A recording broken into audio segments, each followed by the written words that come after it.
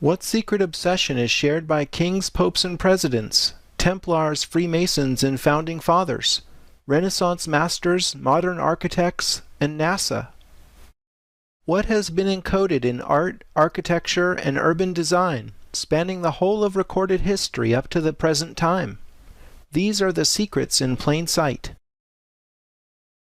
As a teacher of architects, it was the buildings in Dan Brown's The Da Vinci Code, Angels and Demons, and The Lost Symbol that started me on a journey of exploration. What I found encoded in these structures was stranger than fiction, and perhaps even more compelling. Friends kept handing me interesting nonfiction, and after a while I felt that each was a clue in some overarching and interconnected mystery. I felt I was seeing no more than the tip of an iceberg. As I investigated further, I unwittingly began an initiation into the ancient mysteries, as I progressively uncovered a body of knowledge cleverly hidden in plain sight in the design of important buildings, famous works of art, in long-distance alignments between sacred sites, and in the streets and public spaces of many of the world's great cities. What I have uncovered is a story about monumental works specifically designed to embody a symbolic program of ancient wisdom. This wisdom relates to core truths about the design or architecture of the universe, best expressed by musical principles, sacred geometry, and number theory. What I am calling the architecture of the universe is closely related to the Hermetic philosophies of Pythagoras and Plato. All is number. All is mind, indeed all is consciousness. These ideas originated before the pharaohs, and the specifics of this ancient science have been passed down through the centuries by secret groups dedicated to either preserving heretical ideas in dangerous times, or to exploiting the knowledge itself for the acquisition of temporal power. You might be surprised to learn how people living at what historians call the dawn of civilization possess the ability to accurately measure the size of the Earth, and to survey long distances with a precision rivaling GPS satellites. You'll discover how the oldest surviving temples elegantly encode an understanding of Earth, Moon, and Sun that is in some ways more advanced than modern science. We'll travel virtually to Giza, Stonehenge, Jerusalem, Rome, Paris, London, Edinburgh, New York, Washington, D.C., Winnipeg, and San Francisco searching for answers. In these places I uncover an interconnected system of geometry and symbolism, going back at least to ancient Egypt. We'll find Pythagorean triangles, Vesica Pisces, rhombi, pyramids, octograms, enneagrams, and zodiacs encoded in much of the world's great architecture and urban design, exposing a secret obsession with ancient symbolism spanning the centuries on up to the present day. Many researchers past and present have uncovered important clues in this mystery. I've synthesized the work of many other authors and been fortunate to make my own connections via books, the internet, and the democratizing power of free tools such as Wikipedia, Google Earth, and SketchUp. What I'm about to share with you is an ongoing effort, and I invite your participation. I believe the time is ripe to reveal what has been hidden for so many centuries and bring this body of knowledge to public attention for the benefit of all. After reading The Lost Symbol, I was intrigued with Washington, D.C. It's a city overflowing with esoteric symbolism. Zooming in from space as we can in Google Earth, let me point out a few landmarks. Here's the White House, Capitol Building, Washington Monument, Jefferson Memorial, Lincoln Memorial, and the Pentagon just across the Potomac. Rick Campbell has uncovered much of the underlying geometry of the city on his informative site dcsymbols.com. He sees the following diagram in the streets and interconnection of monuments. The geometry consists of a pentagram over a cube, all contained within an overarching pyramid. Each one of these shapes carries a meaning we'll be exploring.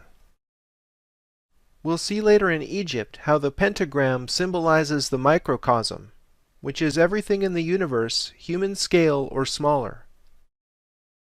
The cube is a recurrent esoteric symbol for the body that we'll be running into all over the world. I found a pair of 3, 4, 5 triangles between the cube and the pyramid. Turning off the cube layer, you see the rectangle surrounding the White House is also made up of a pair of interlocking triangles, this time with 5, 12, 13 proportions. 3, 4, 5 and 5, 12, 13 are the first two Pythagorean triplets. As you'll begin to appreciate, Pythagorean knowledge figures prominently in decoding this mystery. Where have we seen an unfinished pyramid before? On the back of the dollar bill, of course.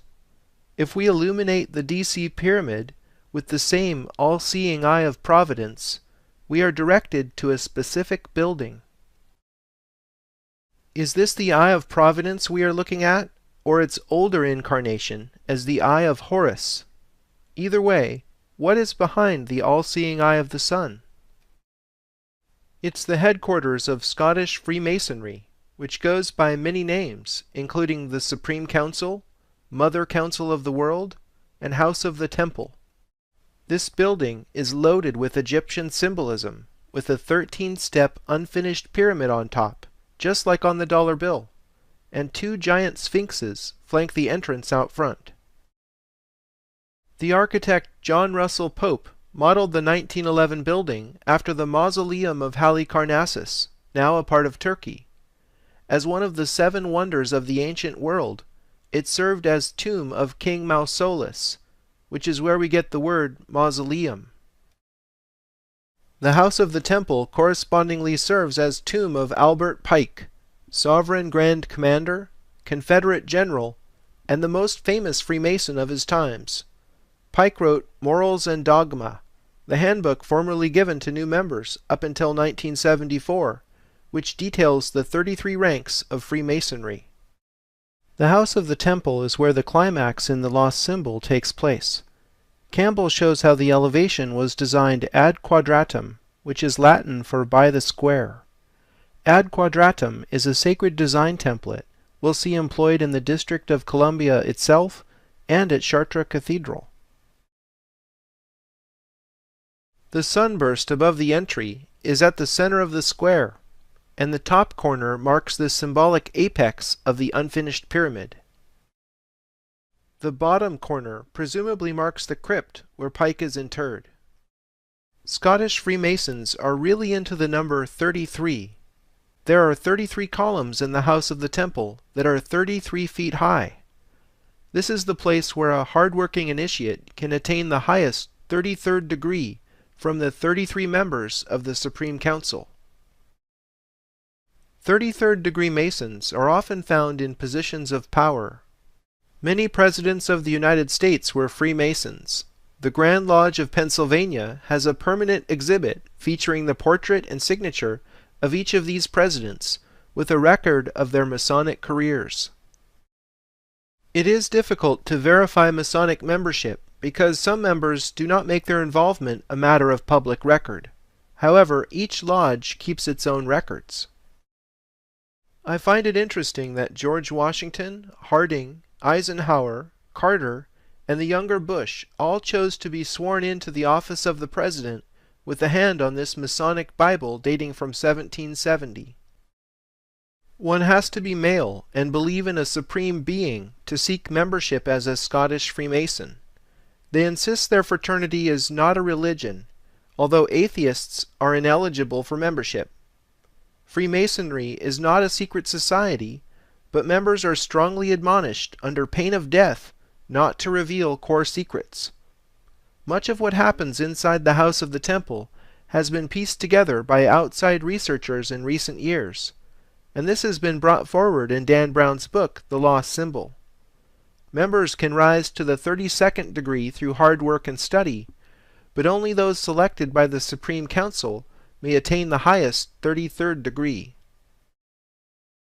Richard Hoagland and Mike Barra have dredged up the most interesting connections between the Scottish Freemasons and NASA. Here is Cape Canaveral at Kennedy Space Center. These are the two launch pads where all the Apollo and Space Shuttle missions left Earth. Here is the single runway, runway 33. Of all the vectors they could have chosen for the strip, why did NASA choose 33 degrees west of north? If that seems like circumstantial evidence to you, how about this? Here is astronaut Buzz Aldrin, 33rd degree Mason, on the moon holding the flag of the Supreme Council, which he later brought back to Earth and gave to the Supreme Commander of the House of the Temple.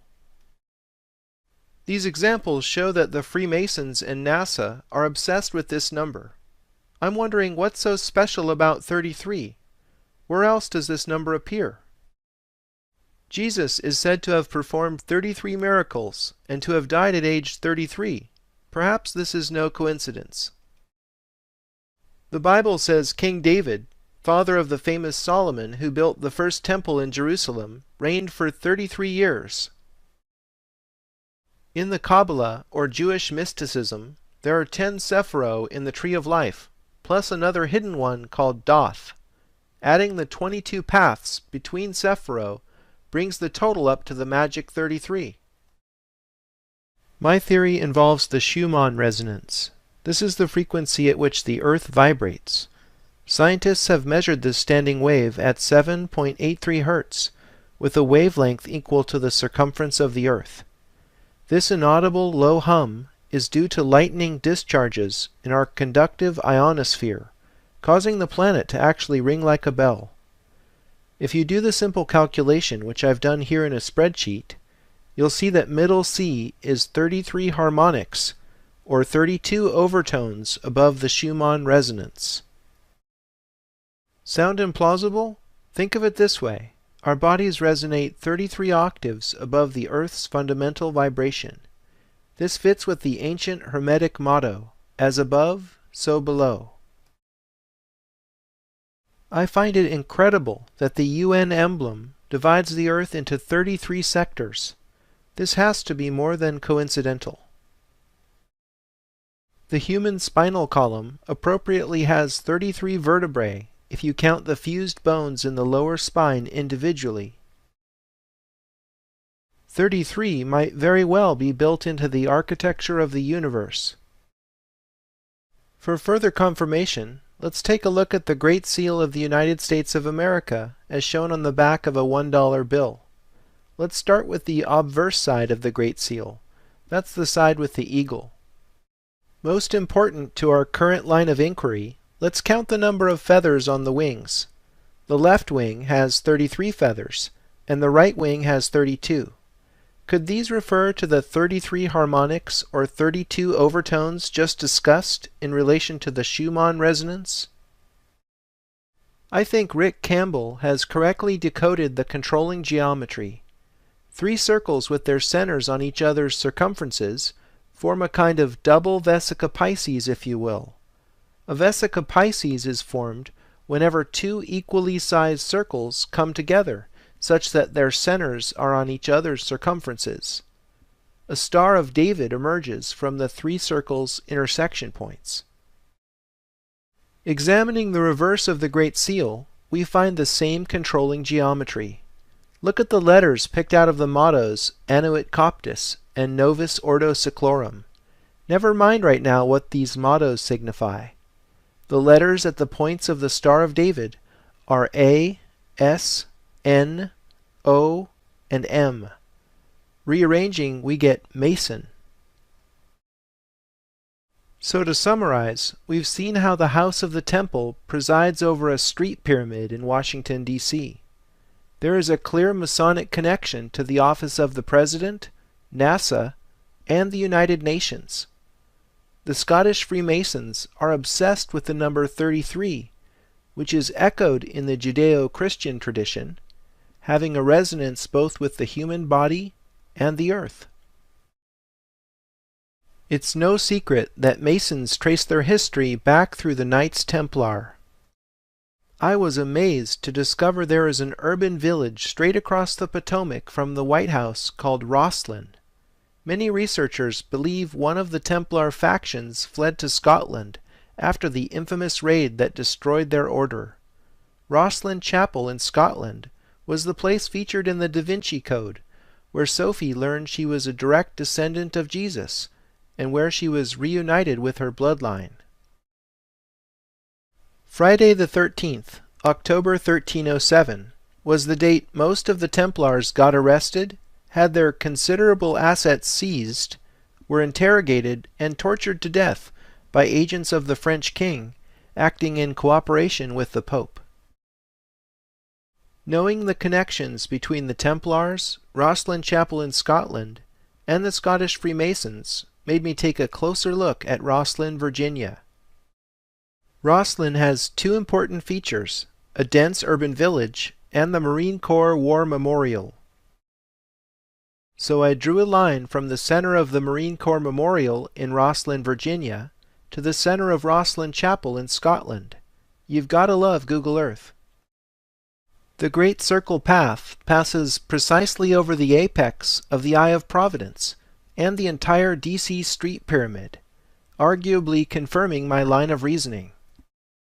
Before we leave Scotland entirely, let's take a detour to Edinburgh. The Royal Mile is Edinburgh's oldest and busiest tourist street.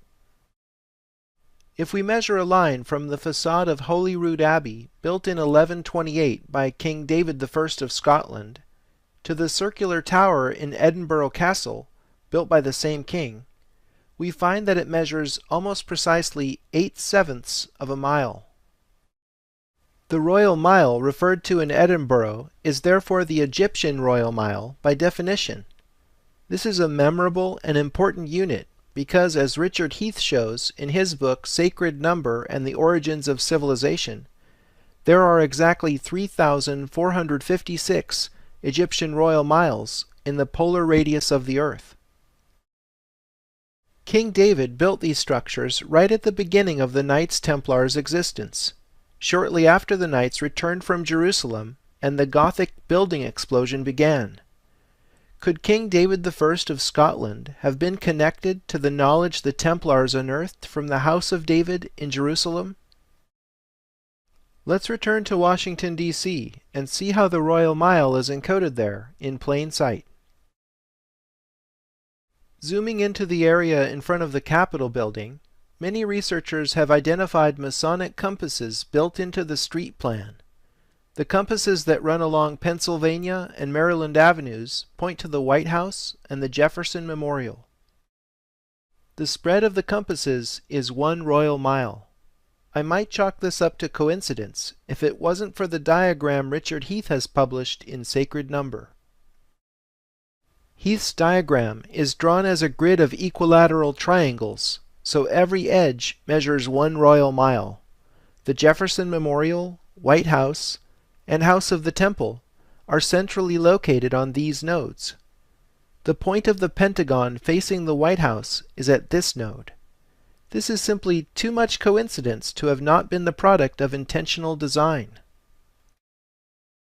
I find the ancient Flower of Life diagram fits perfectly into this grid. The Flower of Life has been found all over the world. Wikipedia lists the Flower of Life in 15 countries so far. Here's the Flower of Life at the Osirion Temple in Abydos, Egypt, which is a minimum of 3,300 years old. It's a little-known fact that Leonardo da Vinci even studied the Flower of Life. This is the second depiction of a cube we've seen in DC. Metrology, the science of measurement, is one of the keys to deciphering secret architecture. Each side of the larger cube spans 2 triangles, forming an edge length equal to 2 royal miles. The polar radius of the Earth is 1728 times 2 royal miles. This equals the 3456 royal miles referenced by the Edinburgh Royal Mile. The number 1728 links DC with the mythical New Jerusalem described in the Bible. And the city lieth foursquare, and the length is as large as the breadth. And he measured the city with the reed, 12,000 furlongs. The length and the breadth and the height of it are equal. The dimensions of New Jerusalem describe a cube whose volume is 1728 billion furlongs. Did you ever wonder why the U.S. and Israel have such a strong bond? D.C. is the New Jerusalem. Here's the 1992 Israeli Supreme Court building in Jerusalem. Does this pyramid on top containing a window look familiar? It appears to be the Eye of Providence, the same symbol found in the streets of D.C. and on the dollar bill. Many researchers have seen the Tree of Life from Jewish mysticism encoded in D.C.'s traffic circles and monuments. However, DCSymbols.com is the only place that shows how the streets and traffic circles match this early depiction of the Porte Lucis Tree of Life from 1516. The Portal of Light version is shaped like an actual tree. Maybe that's where the Tree of Life got its name. Scott Circle's gently curving streets mimic the shape of the Pythagorean Y. In The Secret Architecture of Our Nation's Capital, author David Oveson says, "The Pythagorean Y is a vestigial drawing of a path through life, in which one is perpetually presented with a choice of symbolic directions. Should one do good or bad?" Scott Circle is in the position in the Tree of Life known as Doth, the hidden Sephiro. According to the Kabbalah, the reason Doth is depicted as hidden is because humans who remain selfish cannot see it. Only those who orient themselves in the service of others are able to see the light of Doth, in which all 10 Sephiro are united as one. I think Scott Circle exemplifies the secret architecture of D.C. It's plain to see once you have the knowledge, but remains hidden to the general public. Most people who know the Tree of Life are more familiar with the Athanasius Kircher version of 1652, which is arranged in 3 columns. The Kircher version is seen here in John Evelyn's plan to rebuild London after the Great Fire of 1666.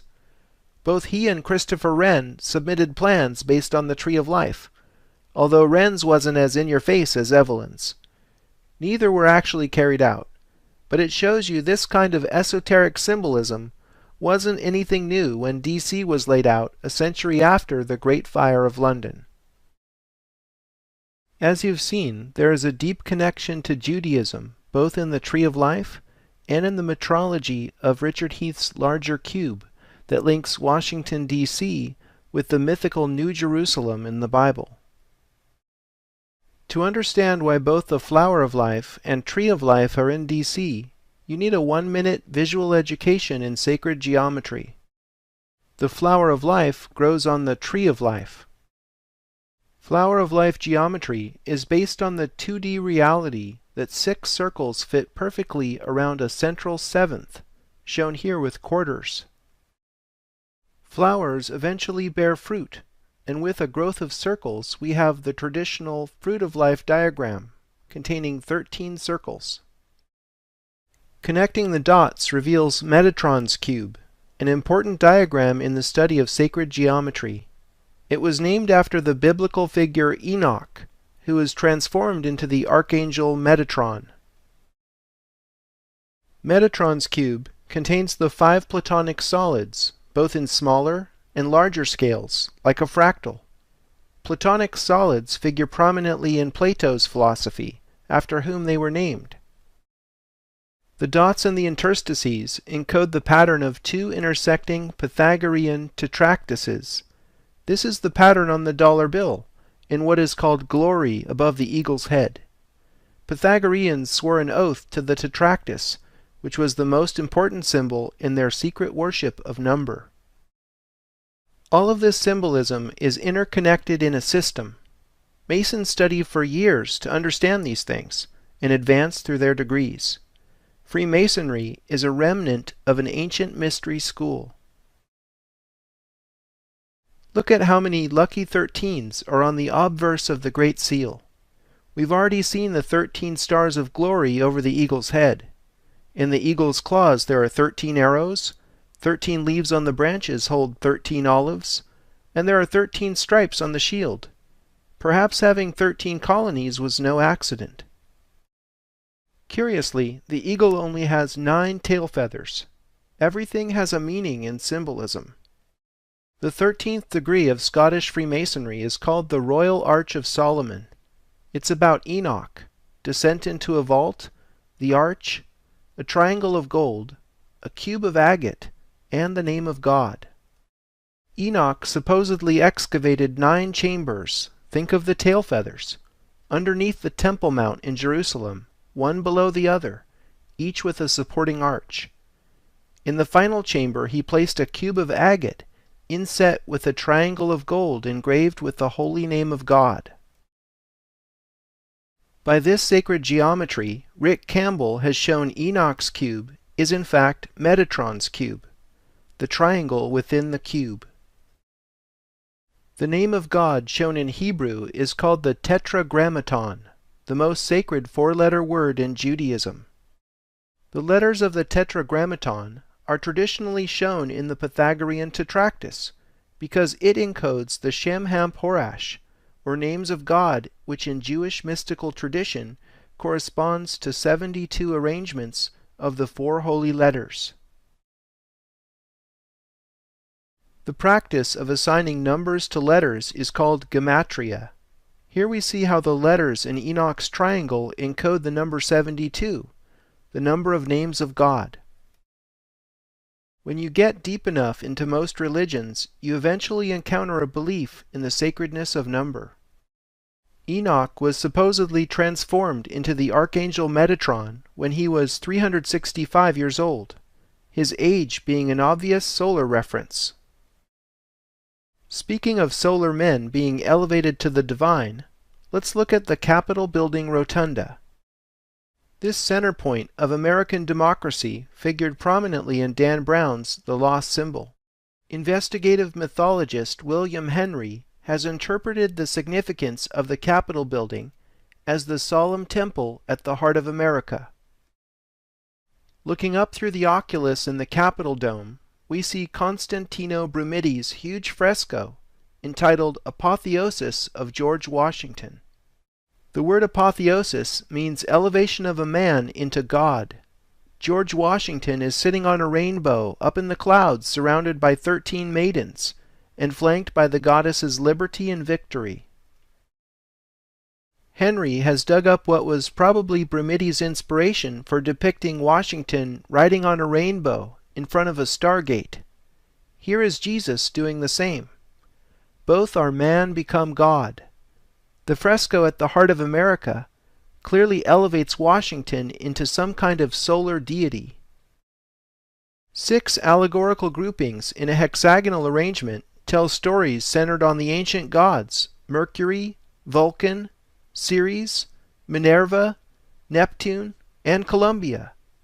What does all this pagan symbolism have to do with the official history of the United States? Nothing. There are 72 stars surrounding the fresco, recalling the names of God in Jewish mystical tradition. An astronomical take on this number of stars is the fact that it takes 72 years for the Earth to precess 1 degree. We'll be learning more about the precessional cycle in Rome. Looking deeper, there are several crypto-references to the Egyptian goddess Isis, particularly in the allegory of agriculture.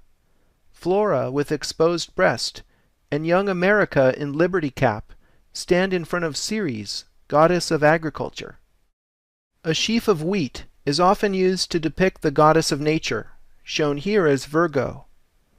An exposed breast and the liberty cap are well-known attributes of Isis, used extensively during the French Revolution. Here the symbols are shown together in Delacroix's Liberty Guiding the People. The goddesses personified on both sides of the Atlantic as nature, reason, liberty, freedom, and Columbia are all esoteric references to the Egyptian goddess Isis. Here's a silver dollar showing liberty with a liberty cap on a pole. This particular coin happens to be worth well over 6 figures today. The seal of the U.S. Senate shows the now familiar red cap as well. To top it off, the goddess Freedom on the outside of the Capitol dome and recently in the middle of the Capitol Visitor Center, are yet more depictions of you-know-who. The architects of the Capitol are clearly obsessed with the secret worship of Isis. Following the goddess Liberty upward, we see how the entire District of Columbia was originally surveyed by George Washington in 1791. The mile markers are placed ad quadratum, just like the elevation of the House of the Temple built more than a century later. This later organic interruption in the lower portion of the square became Alexandria, Virginia. In the ancient world, Isis had an important temple on the island of Pharos, just outside Alexandria, Egypt. Pharos was the location of the Lighthouse of Alexandria, wonder of the ancient world. The light that shone from it was the Stella Maris, star of the sea, one of the many epithets for Isis. The highest point in Alexandria, Virginia, has a replica of the ancient lighthouse, in the form of the George Washington Masonic National Memorial. George Washington and many of the founding fathers were, of course, well-known Freemasons. Pay special attention to the 3 cubes forming the body of the lighthouse. We'll see this symbolism again in London, and finally decode it in Paris. How is it that we keep finding secret connections to Isis and ancient Egypt in a country that has no ostensible reason to make this symbolic linkage? Believe it or not, Pennsylvania Avenue is astronomically oriented to the heliacal rising of Sirius. The ancient Egyptians based their calendar on this phenomenon, which is the day when Isis's star, Sirius, is visible on the horizon just before sunrise. From the White House in early August, Sirius is visible a few minutes before sunrise, directly behind the Capitol building. From the perspective of the Capitol building, sunset on this same day passes straight down Pennsylvania Avenue and sets over the apex of the pyramid atop the National Post Office. If you overlay a pair of pentagrams over the Capitol building, a couple of interesting things occur. These edges follow Pennsylvania and Maryland Avenues, and RFK Stadium from 1961 is framed perfectly in the crook of the opposing pentagram. I noticed 4 radiating streets above and below the Capitol building. Then it clicked with the pentagrams, and I see what is actually depicted here is the Templar cross. Can there now be any doubt who is behind the program of symbolism in D.C.?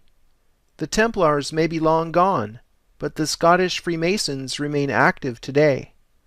We'll learn more about the Templars at Chartres Cathedral, and again in London. David Oveson's groundbreaking book, The Secret Architecture of Our Nation's Capital, reveals that D.C. has more zodiacs than any city in the world, concentrated in what is called the Federal Triangle. The Federal Triangle contains many important governmental structures, including the National Archives, the National Post Office, the Departments of Justice and Commerce, and so on. Most importantly, Oveson shows how these Federal Triangle zodiacs draw attention to one constellation in particular, Virgo. Virgo the Virgin is an esoteric representation of Isis. Oveson's research into Masonic symbolism led him to map the stars Arcturus, Regulus, and Spica to a terrestrial triangle connecting the White House, Capitol building, and the point where many think the Washington Monument was supposed to be. You see, the Washington Monument is shifted slightly to the east with respect to the White House Jefferson Memorial north-south axis.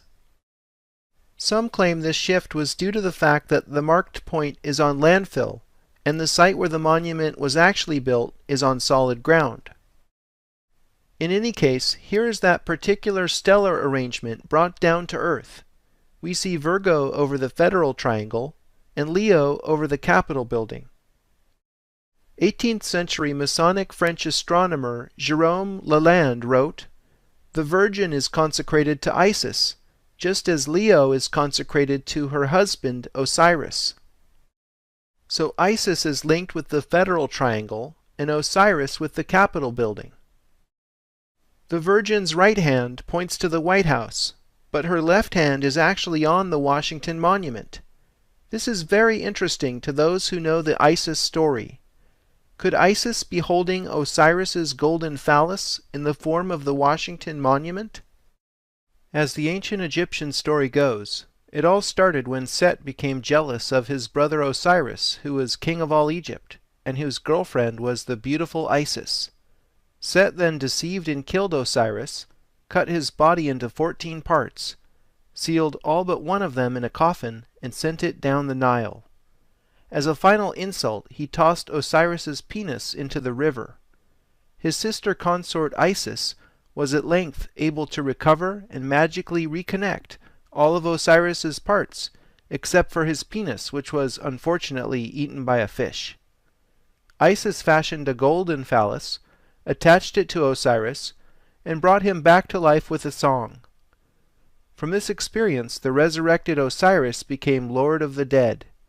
Isis was impregnated with the golden phallus, and their son Horus grew to become god of the sun.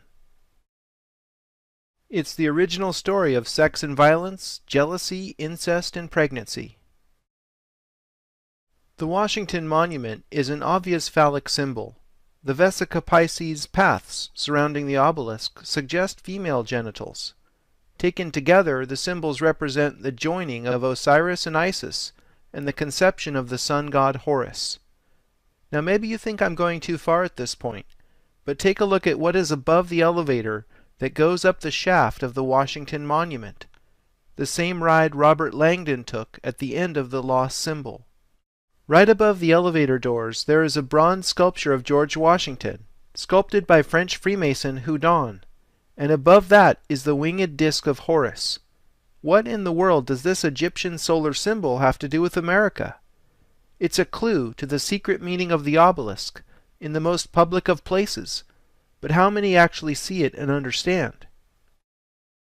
The dimensions of the monument are all 6s and 5s. What an amazing coincidence that 6,660 inches equals 555 feet. We'll decipher the meaning of 6s and 5s in Egypt. The Washington Monument is not a true obelisk cut from a single piece of stone. Instead, it is both literally and figuratively a monumental work of masonry. Bernard I. Peish's meticulous metrological study of the Washington Monument reveals a sacred diagram projected on the earth. Based on the exact height and angle of the pyramidion, its face and ridge lines project down to the ground and trace circles that are proportioned ad quadratum with respect to each other. The diagram shown here is called the octagram star in mathematics. It's a symbol used in many religions and cultures around the world. I'll briefly trace the octagram star through history to uncover its meaning. The earliest example I've found that has this symmetry is the Star of Inanna, the Sumerian goddess whom I think all the Isis obsession is ultimately based on. Archaeologists identify the Sumerian culture as the oldest civilization on Earth. Sumeria predated ancient Egypt, but it wasn't even discovered until 1890. So that must be why most esoteric references are to Isis rather than Inanna. I highly recommend reading the collective works of Zecharia Sitchin for an alternative, albeit controversial theory on the origins of civilization. But that's another documentary entirely. I have found the octagram star in many other places around the world. The Hindu Star of Lakshmi is a pure octagram star. The Egyptian Ogdoad adds a central cosmic egg to the mix, containing the sun god Ra. The structure of the Celtic calendar resonates with the octagram star. The Gnostic theologian Valentius transformed Egyptian concepts into Christian ones in his 2nd century cosmology featuring the pleroma, or Godhead, in the center.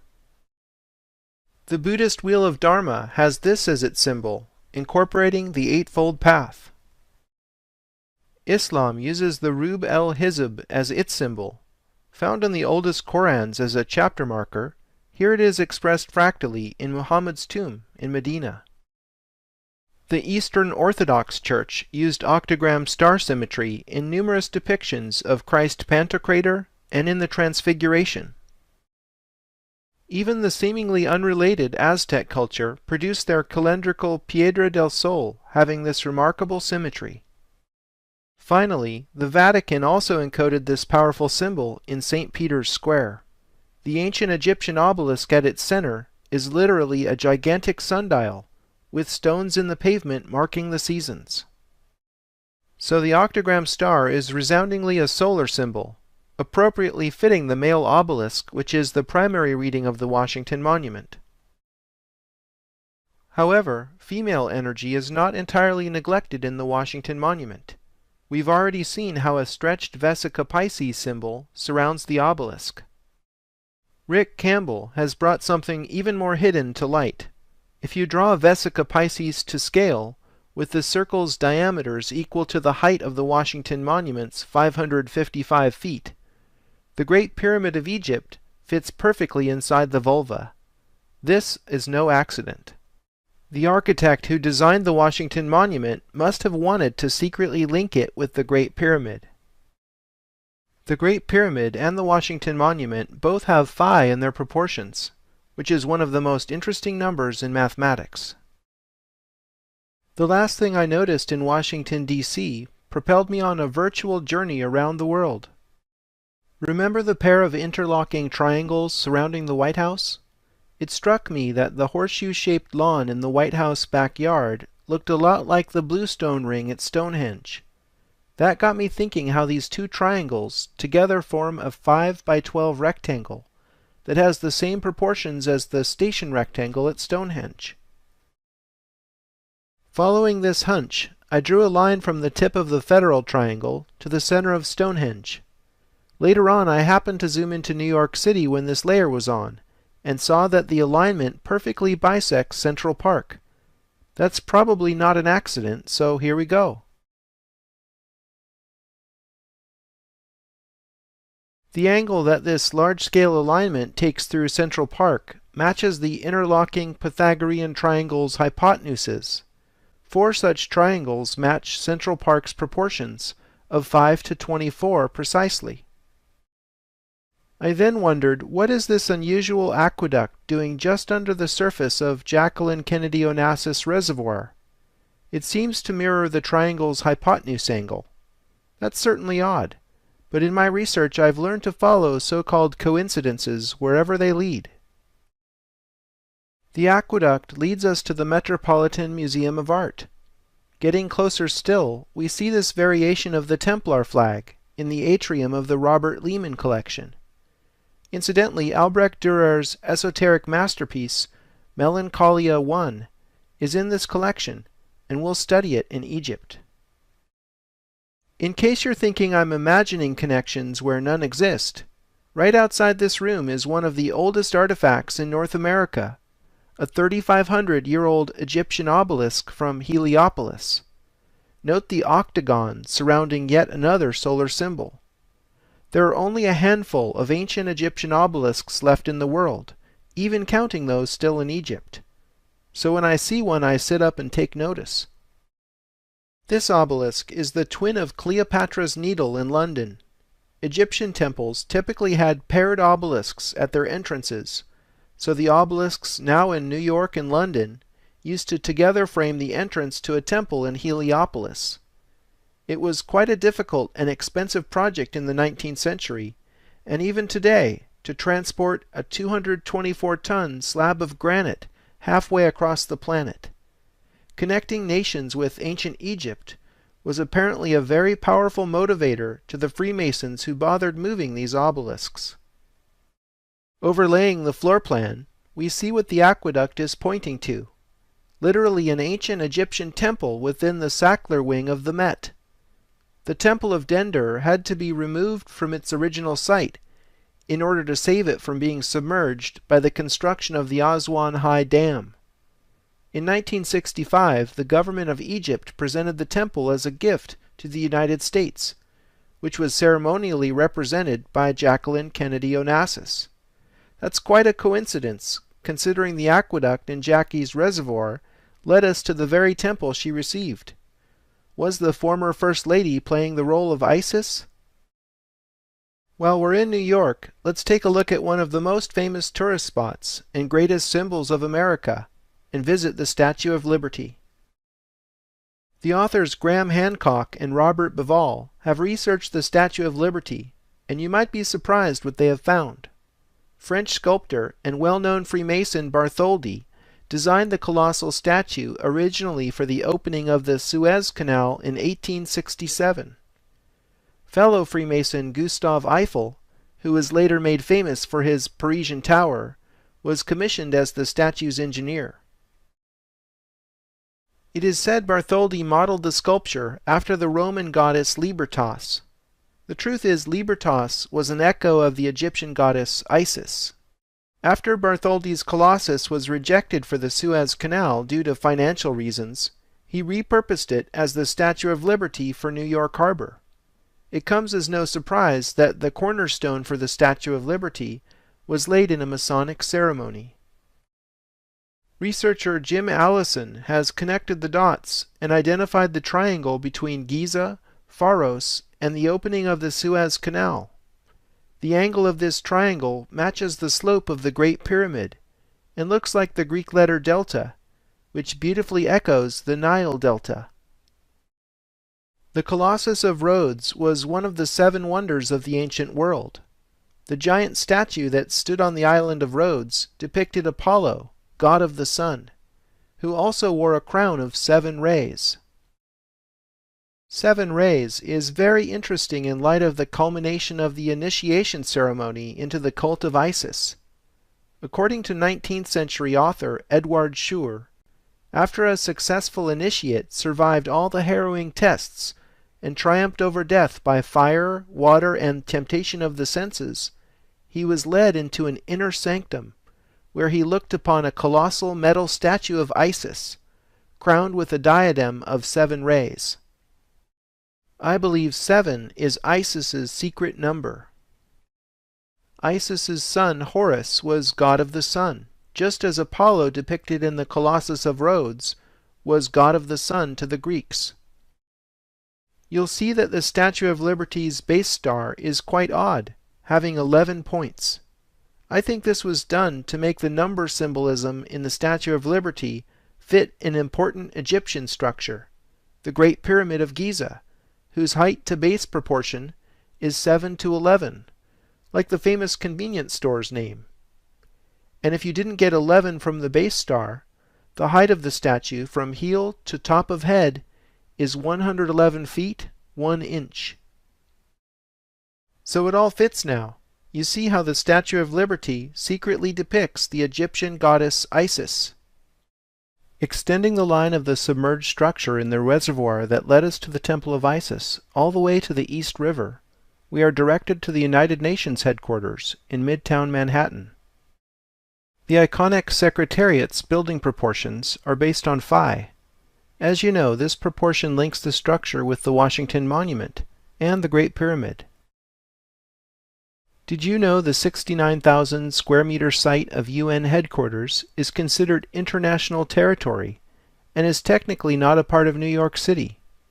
The UN headquarters has its own security force, fire department, and postal administration that even issues its own stamps. The notion of UN headquarters being a city within a city reminds me of how the Vatican is also a city within Rome.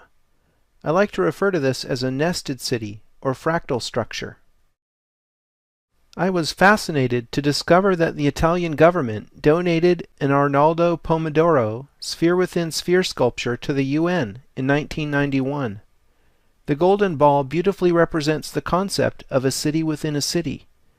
The internal structures seem to me like buildings and streets on the inner surfaces of the spheres.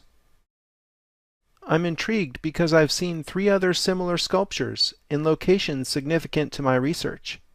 Pomodoro made a series of 6 spheres within spheres scattered around the world.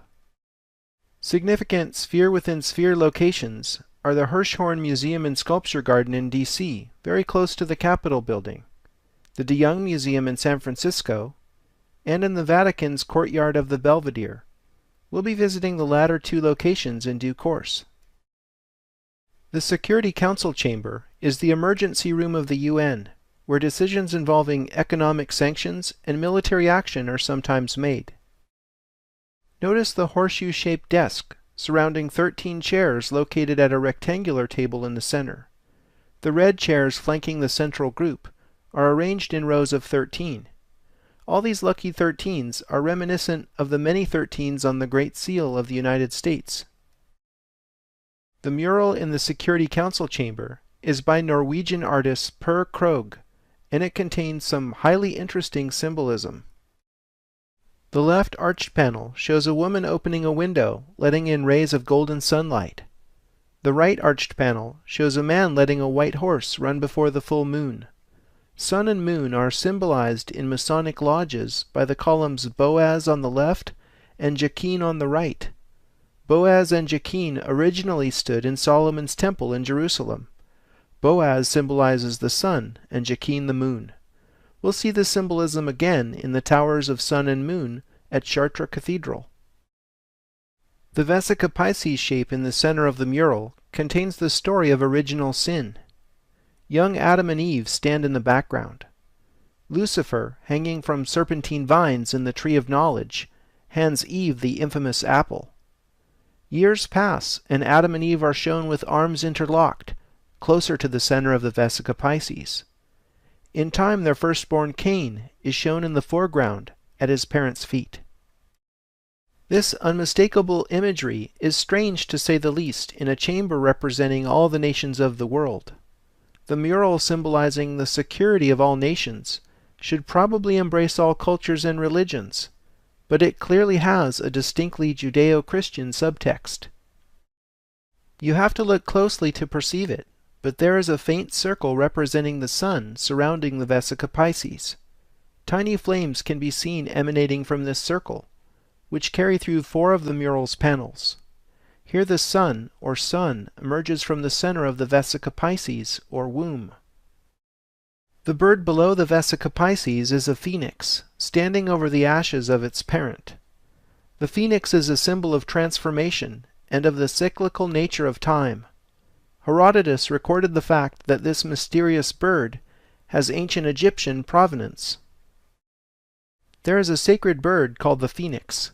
I have never seen it myself except in pictures, for it is extremely rare, only appearing, according to the people of Heliopolis, once in 500 years, when it is seen after the death of its parent.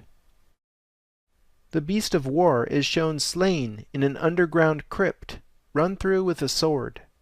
The abandoned artillery, machine gun, and soldier laying down his rifle show this is the end of the Second World War. The UN was chartered at the end of this conflict in 1945, and therefore the war imagery is entirely appropriate. Souls, or shades in between life and death, literally in monochrome, are being helped up from below on both sides of the mural. Shades on the solar left side are tinted gold, and shades on the lunar right side are appropriately tinted silver. The original motto of the French Revolution, Liberté, Égalité, Fraternité, or La Mort, liberty, equality, brotherhood, or death, surprisingly maps to much of the remaining symbolism. Souls being lifted with ropes up into the light are gaining their liberty. The scene in the upper left shows a group of people weighing grain, presumably to distribute it with equality. The party in the 2 panels surrounding the Vesica Piscis illustrates brotherhood, with all types of people and children happily united holding cyan ribbons and UN flags. Those souls who died in the war are lining up and entering the starry door of death behind the phoenix. La Mort was later dropped from the revolutionary motto because it reminded people too much of the Reign of Terror. The tricolor flag of the French Republic symbolizes the 3-term motto, Liberté, Égalité, Fraternité. The scene in the upper right shows scientists investigating the macrocosm and microcosm with telescope and microscope. The 2 upper panels hold a political message, with the depiction of people painting, planting, designing, playing music, singing, writing, and dancing. I think the implication is humanity may enjoy these higher pleasures after war has been transformed like a phoenix into peace through the agency of the United Nations. The symbolism in the mural contains Judeo-Christian, Masonic, French Revolutionary, and ancient Egyptian imagery that became apparent only under careful analysis. The mural is more than a small decorative element. It dominates the Security Council chamber. Therefore, I think the choice of symbolism embedded in the mural tells us something about the character of the United Nations itself. I find the hidden connections to Masons and Egypt most provocative. Contemplating the United Nations got me thinking about national symbols. Consider the UN flag as a symbol of nations coming together in peace. As I already mentioned, the map is divided into 33 sectors. It seems appropriate that the Earth is flanked by 2 olive branches symbolizing peace. Each of these branches contains 13 leaves. The UN flag is cyan in color and was created after the UN was chartered in 1945. In 1947, the UN decided to partition Palestine into a Jewish state, an Arab state, and a UN-administered Jerusalem. This decision led to a series of wars, and ultimately Israel's independence in 1948. The coat of arms of Israel is also cyan in color. It seems appropriate that the menorah is featured, because it's been a symbol of Judaism for almost 3,000 years. The menorah is flanked by 2 13-leafed olive branches symbolizing peace, another parallel with the UN flag. There are many countries whose flags and coats of arms feature olive branches symbolizing peace.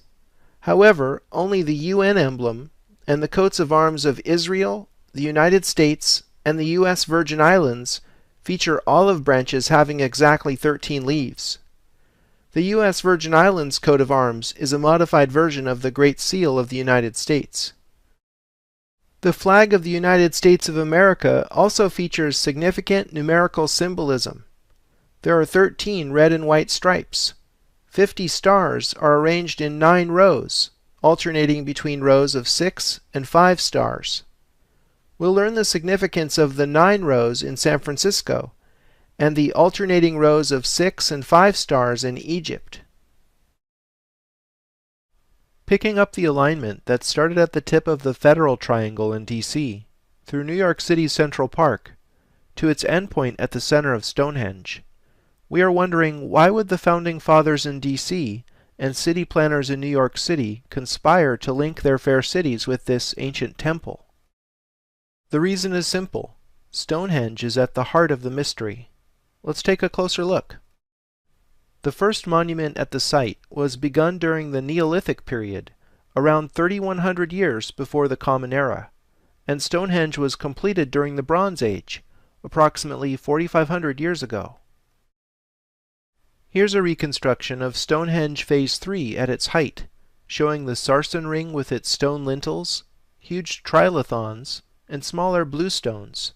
The larger Aubrey circle is a ring of 56 holes, accommodating 4 standing station stones. Connecting the station stones, we see what researchers call the station rectangle.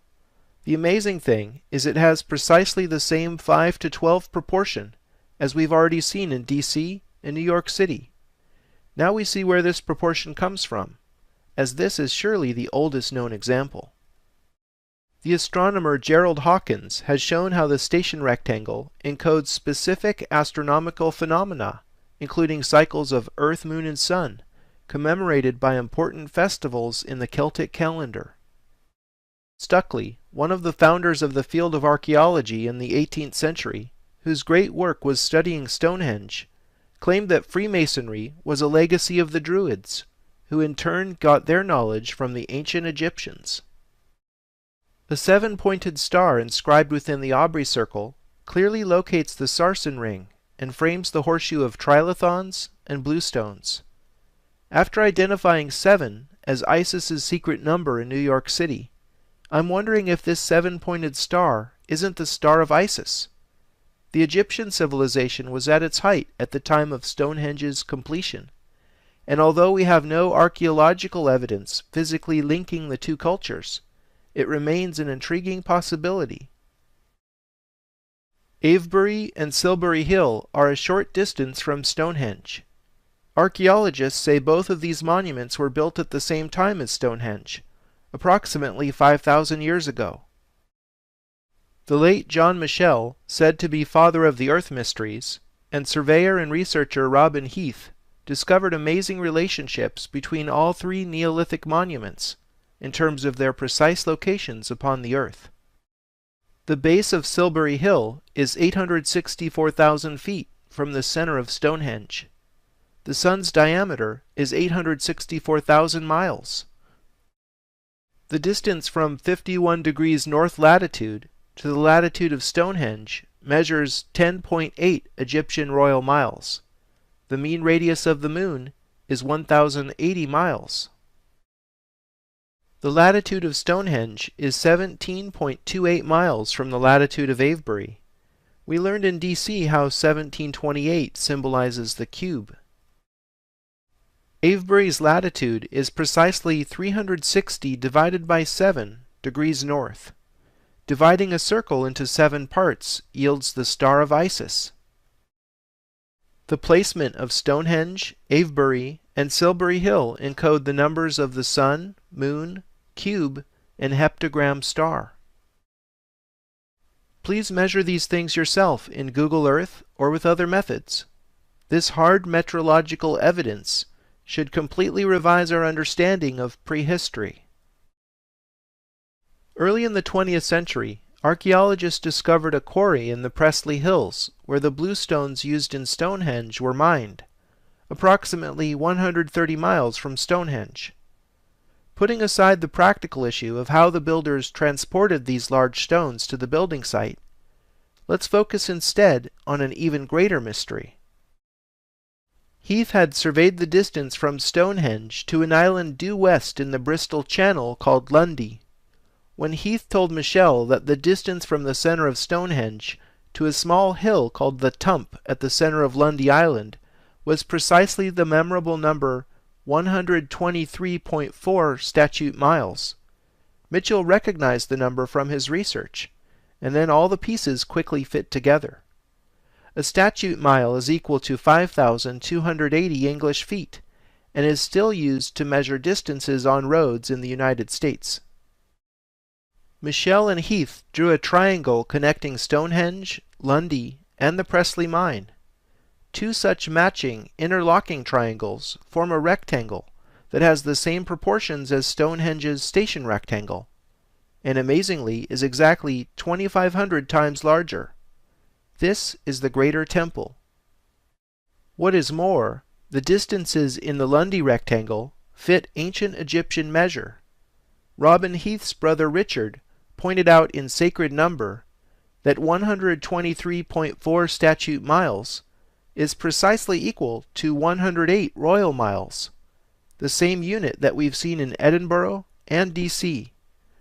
This is no arbitrary distance, as 108 royal miles is 1/32 of the polar radius of the Earth. The architects of Stonehenge must have chosen the building site in relation to an origin point originally selected at the center of Lundy Island. It's absolutely sublime the way Stonehenge resonates with the whole region and with the planet. As above, so below. 108 is a number sacred to many of the world's religions. For example, there are 108 prayer beads in the Holy Rosary. The Rosary is a key devotional path in the Catholic veneration of Mary. The worshippers' fingers keep track of the number of Hail Mary prayers they recite by moving along one bead at a time. Hindus, Buddhists, and Jains all use Japa Mala prayer necklaces in much the same way as Catholics. Incredibly, Japa Malas are most commonly made with exactly 108 beads. These too are fingered as the devotee chants or repeats mantras. Whether the worshipper is conscious of it or not, the moon is ultimately behind what they are actually venerating in 108 recitations. As I already mentioned, the mean radius of the moon is 1,080 miles. The connection between goddesses and the moon is as old as humanity. Coincidentally, the element silver, which has always been associated with the moon, has an atomic weight of 108 grams per mole. In The Lost Science of Measuring the Earth, Michell and Heath show how the English foot was derived from the Earth's equatorial circumference. The distance around the equator equals 360,000 times 365.242, with incredible accuracy of 99.994% the current standard. This means the distance around the equator measured in English feet is the number of days in a year times the number of degrees in a circle times 1,000. Historians have lost track of when exactly the foot was invented in the mists of time, but you'll usually hear some tired anecdote about some old king's big foot. We can now confidently say that whoever defined the English foot knew the equatorial circumference of the Earth with an accuracy in the thousandths of 1%. We only achieved this level of precision in Earth measure in 1995, when the Global Positioning System, or GPS, became fully operational. Clearly, we are not the first to achieve this level of technological sophistication. The mile is also based on the dimensions of the Earth. There are 12 to the 5th divided by 10 miles in the meridian circumference of the Earth. 528 is the resonant key that both defines the statute mile, because 5,280 feet are equal to 1 mile, and the central frequency of the ancient solfeggio, an ancient musical scale used in religious chanting. Metrology, the science of measurement, is one of the keys to decrypting the ancient mysteries. After all, the word geometry literally means earth measure, and virtually all ancient measurement systems were based upon the dimensions of the Earth. As John Neal laid out in his groundbreaking book, All Done with Mirrors, which was subsequently expanded upon and popularized in books by John Michell and the Heath brothers, the English foot turns out to be the root of the ancient system, wherein units designed to measure different scales were interrelated by fractional relationships. The way the ancient system used simple fractions is analogous to how the metric system uses powers of 10 to interconnect units used at different scales, such as millimeter, centimeter, kilometer, etc. As if these discoveries weren't enough, John Michell and Robin Heath stumbled upon yet another amazing find. There is an island just north of Lundy called Caldy, where there is a very old priory church built over an ancient Druid menhir. This island is located at the 2 to 3 point, along the Presley-Lundy edge of the figure.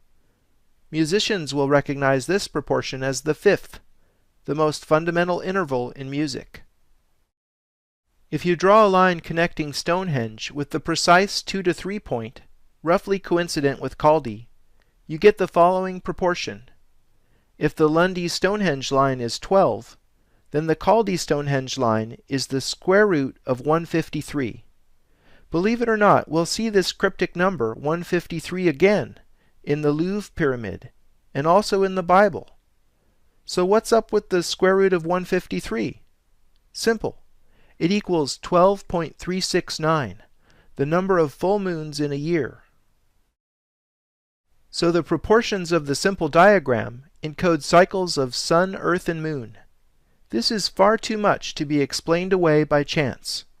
However, Michell and Heath don't offer a theory as to how Neolithic tribespeople knew the precise size of the Earth, surveyed such long distances, or understood subtle mathematical and astronomical relationships, living in what we know for certain to be an utterly primitive physical culture.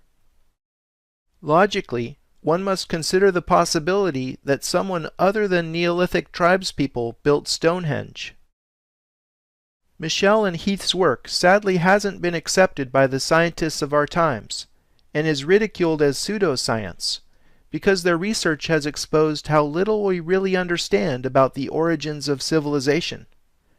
I, for one, urge you to keep an open mind, and to weigh the evidence yourself using the scientific method. Academics today have little tolerance for theories that completely upset the apple cart if they wish to keep receiving funding. I don't have an unassailable theory either, but I will say that the builders of Stonehenge sure had some extraordinary architects directing their work. Fast forward 4 millennia from Stonehenge, and not far away Isaac Newton is hard at work in London on his theory of gravity. He's already invented calculus to cope with the mathematics, but now needs an accurate value for the size of the Earth so he can calculate its precise volume, and thus fix his gravitational constant. Few realize that Newton was much more than a scientist. Today's scientists downplay the fact that their greatest hero was also a practicing alchemist, an art many today would consider pseudoscience. For example, Newton was the first to quantify temperature in 1700 with a scale that was based on the freezing and boiling points of water. I find it particularly interesting that Newton chose to measure his scale from 0 to 33 degrees. Conspiracy buffs are also aware of Newton being identified in the Dossier's Secrets as one of the Grand Masters of the Priory of Sion, an offshoot of the Templars. Whatever his reasons, Newton believed that the Great Pyramid's metrology encrypted the true dimensions of the Earth. John Greaves, professor of astronomy at the University of Oxford, surveyed the Great Pyramid just before Isaac Newton was born. Newton meticulously studied Greaves' work and based his own dissertations on ancient metrology on it. In 1637, Greaves made the most accurate survey of the Great Pyramid ever undertaken up to that point in history. He was the first to make the unlikely conclusion that the foot was at the root of the pyramid's measurements. To commemorate his discovery, Greaves inscribed a line inside the king's chamber, measuring precisely 1 English foot, with the words, "To be observed by all nations." The unfinished pyramid, that is without its absent pyramidion cap, measures exactly 480 English feet in height, which also happens to be precisely equal to 1/11th of a mile. The width comes in at exactly 756 feet. Herodotus, the father of history, explained that the Great Pyramid was originally capped by a small model pyramid called a pyramidion, which was sheathed in electrum, an alloy of gold and silver. Unfortunately, the valuable pyramidion is long gone. Richard Heath's metrology shows the Great Pyramid's pyramidion measured 1 1/11th feet in height. This metallic cap would reflect the sun's light and look a lot like the shining eye on top of the US dollar bill. The Great Pyramid is the sole surviving wonder of the ancient world. It remains the oldest, largest, and most accurate building ever built. It was the tallest structure in the world for 4 millennia. It is aligned within 0.1% of true north, and its 13-acre base supporting 2.3 million blocks of stone is horizontal and flat to within 15 millimeters. The mean opening in joints between exterior casing stones is less than 0.5 millimeter. The scale and accuracy are astounding. I believe that even with all the money in the world, we do not have the technical capability to replicate the Great Pyramid today. There is much to be said about the Great Pyramid's proportions. I've already mentioned how 7:11 was encoded in the Statue of Liberty. Renaissance artist Albrecht Dürer used the half-triangle proportion of 14:11 in his esoteric masterpiece Melancholia I. Richard Heath has found the half-triangle also encodes 365 days to 20 moons, an interesting astronomical take on the mystery. Notice how pi and phi, two of the most important numbers in mathematics, are also implicated and interrelated in the pyramid proportions. John Charles Webb Jr. has made a profound discovery about the location of the Great Pyramid that is unfortunately widely ignored because of its utter implausibility. Using Google Earth, we can measure the exact latitude of the center of the Grand Gallery inside the pyramid. It is 29.9792458 degrees north. The speed of light in the vacuum is 299,792,458 meters per second. Incredibly, these are the same numbers. How can this be? This correlation is either pure coincidence or evidence of something very profound. The meter as unit of length and the practice of dividing time into seconds would have to be coordinated for the location of the Great Pyramid to encode the speed of light. Nothing may sound more improbable, but this is exactly the sort of numbers game that I think the ancients played. Consider the fact that 1 second is one Earth rotation divided into 86,400 parts, because 1 day is equal to 86,400 seconds.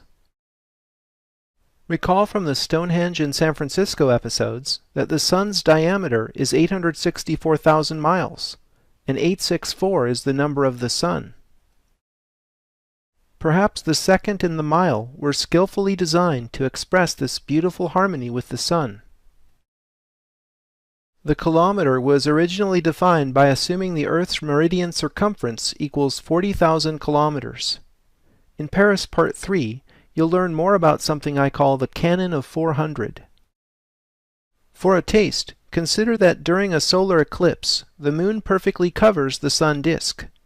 The only reason this occurs so precisely is because the Moon is exactly 400 times smaller than the Sun, while at the same time the Moon is 400 times closer to the Earth than the Sun. In addition, the Earth turns 400 times faster than the Moon. Perhaps saying the Earth has a meridian circumference of 40 million meters was no accident, as it's in the same number canon. I think the meter was secretly designed to resonate with the Sun. In fact, today the meter is circularly defined in terms of the speed of light, which is itself measured in meters per second. Consider the possibility that the meter is an ancient unit that was merely reintroduced 300 years ago, during a time of great Hermetic obsession in France. With these facts in mind, it is easier to see how disparate units based on our planet's source of light truly encode the speed of light using the location of the Great Pyramid itself. Our history books somehow miss the fact that architects at the dawn of history knew the speed of light in the vacuum and the exact size of the Earth with pinpoint accuracy. Perhaps the Great Pyramid was made before the Egyptian culture began, by different architects entirely. In 1964, Alex Badawi and Victoria Trimble discovered that shafts in the King's Chamber within the Great Pyramid pointed directly at a belt star in the Orion constellation, and the pole star at the time the pyramid was built. In 1993, Rudolf Gantenbrink got permission from the Egyptian authorities to send a robot up shafts in the Great Pyramid. He was able to accurately measure the exact shaft angles, and this data allowed Robert Bauval and Adrian Gilbert to run astronomical calculations showing precisely where the shafts in the King's and Queen's chambers are pointing to in the sky. In their 1995 book, The Orion Mystery, Bauval and Gilbert revealed that the shafts in the Queen's chamber point directly to the star Sirius in the south, and to the pole star at the time the pyramid was built in the north. I can understand the pole star connection, because recognizing that stars rotate around the celestial pole is the most fundamental observation in astronomy. But why do the other shafts point to Orion and Sirius? The book Talisman by Graham Hancock and Robert Bauval sheds light on this mystery. Orion and Sirius represented Osiris and his consort Isis to the ancient Egyptians. They are in a region of the sky called the Duat, the Egyptian netherworld, where souls journeyed and were judged after death. Hieroglyphs in the 3,400-year-old tomb of Thutmose III explain the benefits of copying the Duat upon the earth. Whoever shall make a copy of the Duat, and shall know it upon earth, it shall act as a magical protector for him, both in heaven and in earth, unfailingly, regularly, and eternally. So the Egyptians believed building copies of Orion and Sirius upon the earth acted as magical talismans, bringing the power of heaven down to earth. We've certainly seen a much more recent example of this in Washington, D.C. The Orion constellation is often depicted as a hunter with a sword between his legs. Dan S. Ward of Halexandria.org says, "No male wears a sword between his legs, and very few hunters carry a sword. Perhaps a more appropriate description of that which is hanging down below Orion's waist is that of a phallus. The area of Osiris's phallus contains the Orion Nebula, one of the most studied regions of space, because it is an incredibly generative area where stars are continually being formed. How appropriate." By the way, we are in the Orion spur of the Milky Way galaxy, and Sirius is the brightest star in the sky by a wide margin, because it is one of our nearest neighbors. We now have the astronomical knowledge to recognize we are actually quite close to the Duat. Bauval and Gilbert showed that the three pyramids of Giza actually have the same position and relative sizes as the belt stars of Orion. Dr. Gerhard Haney noticed that just as the belt stars of Orion point at Sirius, the pyramids point directly at Heliopolis, ancient center of Egyptian science, art, and religion, which was a single unified body of knowledge in ancient times. Pythagoras, Plato, and many other ancient philosophers journeyed to Heliopolis, were initiated there in the Egyptian mysteries, and spread them in the West. Today the only thing that's left of this entire city is a single obelisk, which happens to be the oldest standing obelisk in the world. Incidentally, this single obelisk is all that's left of the ancient Temple of the Phoenix, which was described by Herodotus. I can't help but recall phoenix imagery in the Security Council chamber of the United Nations. It's amazing how many connections there are between the symbolism of the elite and ancient Egypt. You've already heard about one Heliopolitan obelisk next to the Met in New York City, and its pair on the Victoria Embankment in London. Rome has the remainder of the Heliopolitan obelisks left in the world. Heliopolis was the cult center for the 9 great Egyptian gods, collectively called the Ennead. We'll learn more about the Ennead in San Francisco. In the first decade of the 20th century, G.I. Gurdjieff went on a mystical journey where he met with a number of remarkable men. At Mount Athos in Greece, he was supposedly entrusted with the key to decoding ancient Egyptian knowledge preserved by the Sufi Sarmong Brotherhood. The key he received is the Enneagram, and the means to decipher it. The Enneagram is the fundamental hieroglyph of a universal language. All knowledge can be included in the Enneagram, and with the help of the Enneagram, it can be interpreted. Gurdjieff's philosophy was popularized by his pupil Ouspensky, and through him the Enneagram found its way into modern psychology. The Enneagram of personality is a typology described by Riso and Hudson that's used in business, psychotherapy, arts, education, and for spiritual development. The Baha'i Faith correspondingly uses a 9-pointed star as its symbol. Baha'i scripture specifies that every house of worship must feature a 9-sided great room. There is even a Christian connection. In the 9th book of the New Testament, St. Paul wrote, "The fruit of the Holy Spirit is love, joy, peace, patience, kindness, goodness, faithfulness, gentleness, and self-control. Against such things there is no law." Here is the traditional depiction of the fruits of the Holy Spirit, shown with first letters in Latin. It's another 9-pointed star. With these things in mind, let's explore the sacred geometry of San Francisco. Believe it or not, San Francisco is steeped in Egyptian symbolism. The original Michael H. DeYoung Museum that was built in 1894 had an Egyptian theme, complete with an under-pyramid entrance that anticipated the recent addition to the Louvre. The museum was unfortunately destroyed in the 1906 earthquake, and the DeYoung Museum is presently in its 3rd incarnation. However, the 2 sphinxes that flank the original museum's entrance are still there. The Transamerica Pyramid is a landmark worldwide and is the most famous building in the city. But the Transamerica Pyramid neither houses the headquarters of the Transamerica Corporation nor is it really a pyramid. Does it remind you of an obelisk? It's clearly not a true obelisk because it's not carved out of a single piece of granite, and the elevator core protrudes out of the sides of the structure.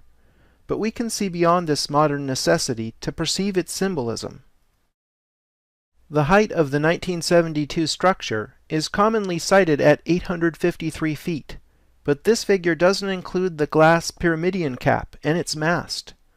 Adding the additional 11 feet brings the total up to 864 feet, making this the tallest obelisk in the world, far exceeding the Washington Monument's 555 feet. And 864 is a very interesting number indeed. As you learned at Stonehenge, the Sun's diameter happens to be 864,000 miles. In addition, there are exactly 86,400 seconds in a day. By making the Transamerica Pyramid 864 feet high, the architect was clearly making it a solar symbol. The glass pyramidion cap contains a brilliant light that shines forth on July 4th. In addition to it being U.S. Independence Day, July 4th is also aphelion, the day the Earth is farthest from the Sun in its yearly cycle. The Transamerica Pyramid occupies a privileged site in the streets of San Francisco. It marks the endpoint of Columbus Avenue, which cuts across the street grid at a 40-degree angle.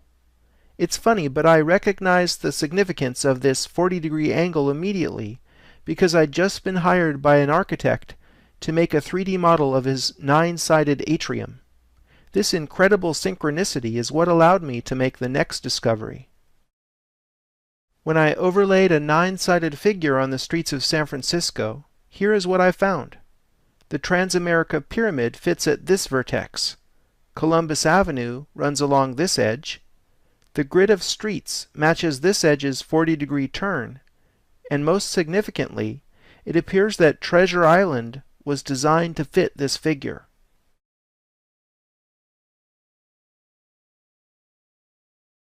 Treasure Island was completed in 1937 in time for the Golden Gate International Exposition. The U.S. Navy controversially seized Treasure Island from the city of San Francisco during World War II. The Navy built the unusual star-shaped barracks in the approximate location of the tower that had been torn down after the Expo in 1937.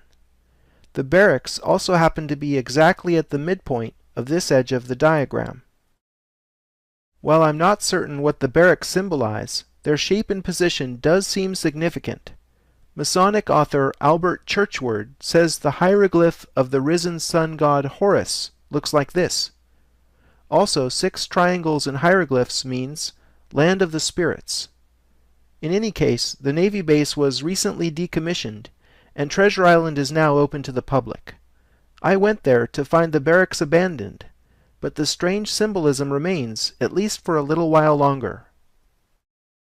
There is currently a plan in the works to build a large mixed-use development on Treasure Island. The plan, scheduled to be completed in 2022, calls for a 650-foot tall sun tower to be constructed where the star-shaped barracks are today. Coincidentally, the single bus line that serves Treasure Island is Route 108. Again, in the Stonehenge segment, you learned why 108 symbolizes the moon. So in a few years, you'll be able to ride the moon bus to the sun tower. In the Great Pyramid segment, we studied the Ennead, or pantheon of the 9 ancient Egyptian gods worshipped at Heliopolis, the city of the sun. When we layer the Ennead over the 9-sided figure, we see the correlation between the solar Transamerica Pyramid and the phallic obelisk of Osiris. When I turned on the terrain layer in Google Earth, Telegraph Hill poked up through the Ennead layer, so I started researching Coit Tower. It was designed by Arthur Brown Jr. in 1933, after Brown designed 3 buildings in the Federal Triangle, which you'll remember figured prominently in the secret architecture of Washington, D.C. The octagonal top of Coit Tower fits within the octagram star, which you saw in Washington, D.C. Part 2, is a classic solar symbol. Do you think this is coincidental? There were 4 pairs of male and female gods in the oldest Egyptian creation myth, which predated the Ennead. The Ogdoad, as the 8 gods were known, was venerated in Hermopolis, the city of Hermes. Hermes was his Greek name, Mercury was his Roman one, while both names echo Thoth, source of the Egyptian wisdom. All of these names supposedly reference the same immortal figure who dispensed wisdom to humanity at different points in history. The subtle arcs along the sides of the structure suggest the interlocking circles of the Vesica Pisces, which represents the female genitals. Perhaps not surprisingly, and just like the Washington Monument, Coit Tower symbolizes the act of coitus, or the sacred union of Isis and Osiris. Hancock and Bivall have well documented in their book Talisman how Thoth's knowledge base was passed down through the Gnostics, Manichees, Bogomils, and Cathars. All were ruthlessly wiped out by the Catholic Church. Any remaining followers were then completely annihilated by the Inquisition. Thankfully, the popes weren't entirely successful in instituting a permanent Dark Age, because a century after the Inquisition, Cosimo de' Medici recovered the Corpus Hermetica, which was written in the 1st century in Alexandria. This older stream of Hermetic knowledge that escaped the burning of the Library of Alexandria actually fueled the Italian Renaissance, and then went underground in secret societies that persist to this day. The Golden Gate is neither golden, nor is it literally a gate. Instead, it's the red bridge built the same year as Treasure Island. Known throughout the world as an engineering marvel and symbol of San Francisco, it also represents the fulfillment of manifest destiny, the 19th century belief in the inexorable expansion of the United States from sea to shining sea. Here's a 19th century painting depicting the goddess Columbia leading settlers westward in an allegorical representation of manifest destiny. The Golden Gate is actually a concept from, you guessed it, ancient Egypt. Are you seeing the pattern here? They believed the Golden Gate was the threshold souls must pass after death on their way to the Duat. You might be interested they also spoke of a silver gate, guarded by Isis, the great mother of the sun. Souls passing through the silver gate on their journey from the divine source are incarnated upon the earth. I think Treasure Island represents the silver gate guarded by Isis. Its 7 sides certainly have her number. Perhaps the gift of incarnation itself is the treasure. The soul journeys westward like the American settler and passes over Alcatraz, one of the world's most famous prisons. This fits with the Cathar belief that the body is the prison of the soul. All the while angels, this is Angel Island, fly above in a higher dimension. Angel Island is a state park and has incomparable views of the bay. The adjacent peninsula is the town of Belvedere, one of the highest income places in the United States. There may be a few angel investors in Belvedere who take in the incredible scenery and its symbolism. After doing time upon the earth, the soul passes through the Golden Gate to meet its destiny in the Duat. Now we're way out there. Let's fly back to Giza and get back down to earth. The pyramids of Giza are said to be located in the middle of the earth. Jim Allison is an independent researcher who's uncovered some mind-blowing geometry. Here he's taken the Vesica Pisces and laid it over the circle of the earth. Giza is at this point, equidistant from the North Pole and the center of the earth. Quite a central location when you see it this way. In one of the oldest surviving Hermetic fragments called the Kore Cosmu, or Virgin of the World, Isis has this to say to her son Horus. But the right holy land of our ancestors lies in the middle of the earth, and the middle of the human body is the sanctuary of the heart, and the heart is the headquarters of the soul, and that, my son, is the reason why men of this land are more wise. It could not be otherwise, seeing they are born and bred upon earth's heart. The heart of Egypt would have to be the Great Pyramid, and it embodies many more secrets. Let's investigate a few more. Here I've superimposed two instances of the same 3D model. When we draw a circle from the center of the pyramid in plan to the tip of the pyramid in elevation, something amazing happens. We square the circle. The circumference of the circle is equal to the perimeter of the square. This is a sacred diagram that encodes much wisdom. Mathematicians have proven this diagram can't be drawn perfectly because of the transcendental nature of pi. Approximations are all that is possible in flat Euclidean space. In the book The Dimensions of Paradise, John Michell has shown how the first Pythagorean triplet is the key to the wisdom encoded in this diagram. Here, 3, 4, 5 triangles set the scale and make it a very easy approximation for anyone to draw with compasses and a ruler. Now brace yourself for the wisdom. The Moon and Earth actually fit this diagram. The size of the Moon compared to the Earth is as 3 is to 11, with a 99.97% accuracy. The pyramid therefore encodes the relative sizes of Moon and Earth. The 3, 4, 5 triangle itself contains a secret that unlocks yet more of the mystery. The area of a 3, 4, 5 triangle is 6. 6 is one of very few perfect numbers in math, and is the only number in the infinite sea of numbers which is both the sum and product of the same three numbers. The number 6 is associated with the macrocosm, which is everything in the universe larger than the human scale. There's a simple mathematical realization that gets you from 6 to 720 that I'll skip over here.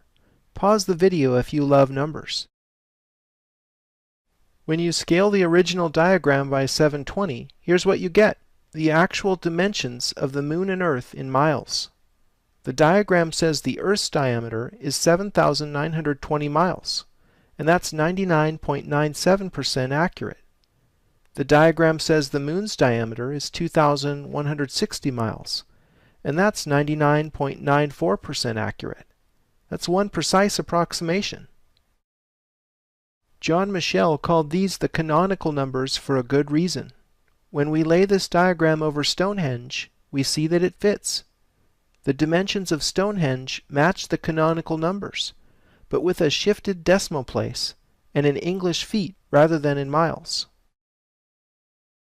St. Mary's Chapel in Glastonbury is another structure Michell has found that fits the canonical numbers in English feet. According to the legend, St. Joseph of Arimathea left Jerusalem after the crucifixion and traveled to the Druid Isle of Avalon, where he built the first Christian church. This was later rebuilt as St. Mary's Chapel in the 12th century. Joseph of Arimathea is mentioned in all four Gospels as the wealthy man who donated his own prepared tomb that became the Holy Sepulchre.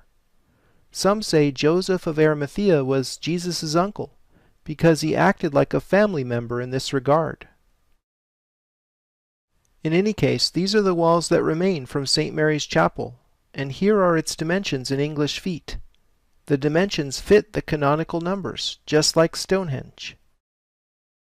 The original chapel's ground plan resonates with a double Vesica Pisces like we saw in the analysis of the Great Seal of the United States. Thinking of the legend, I overlaid a 5 by 12 rectangle with X's inside that we'll see later in Jerusalem, and I discovered that it closely fits the double Vesica Pisces. Perhaps there is truth to the legend of St. Joseph of Arimathea after all. St. Mary's seems to bear the stamp of the Jerusalem rectangle.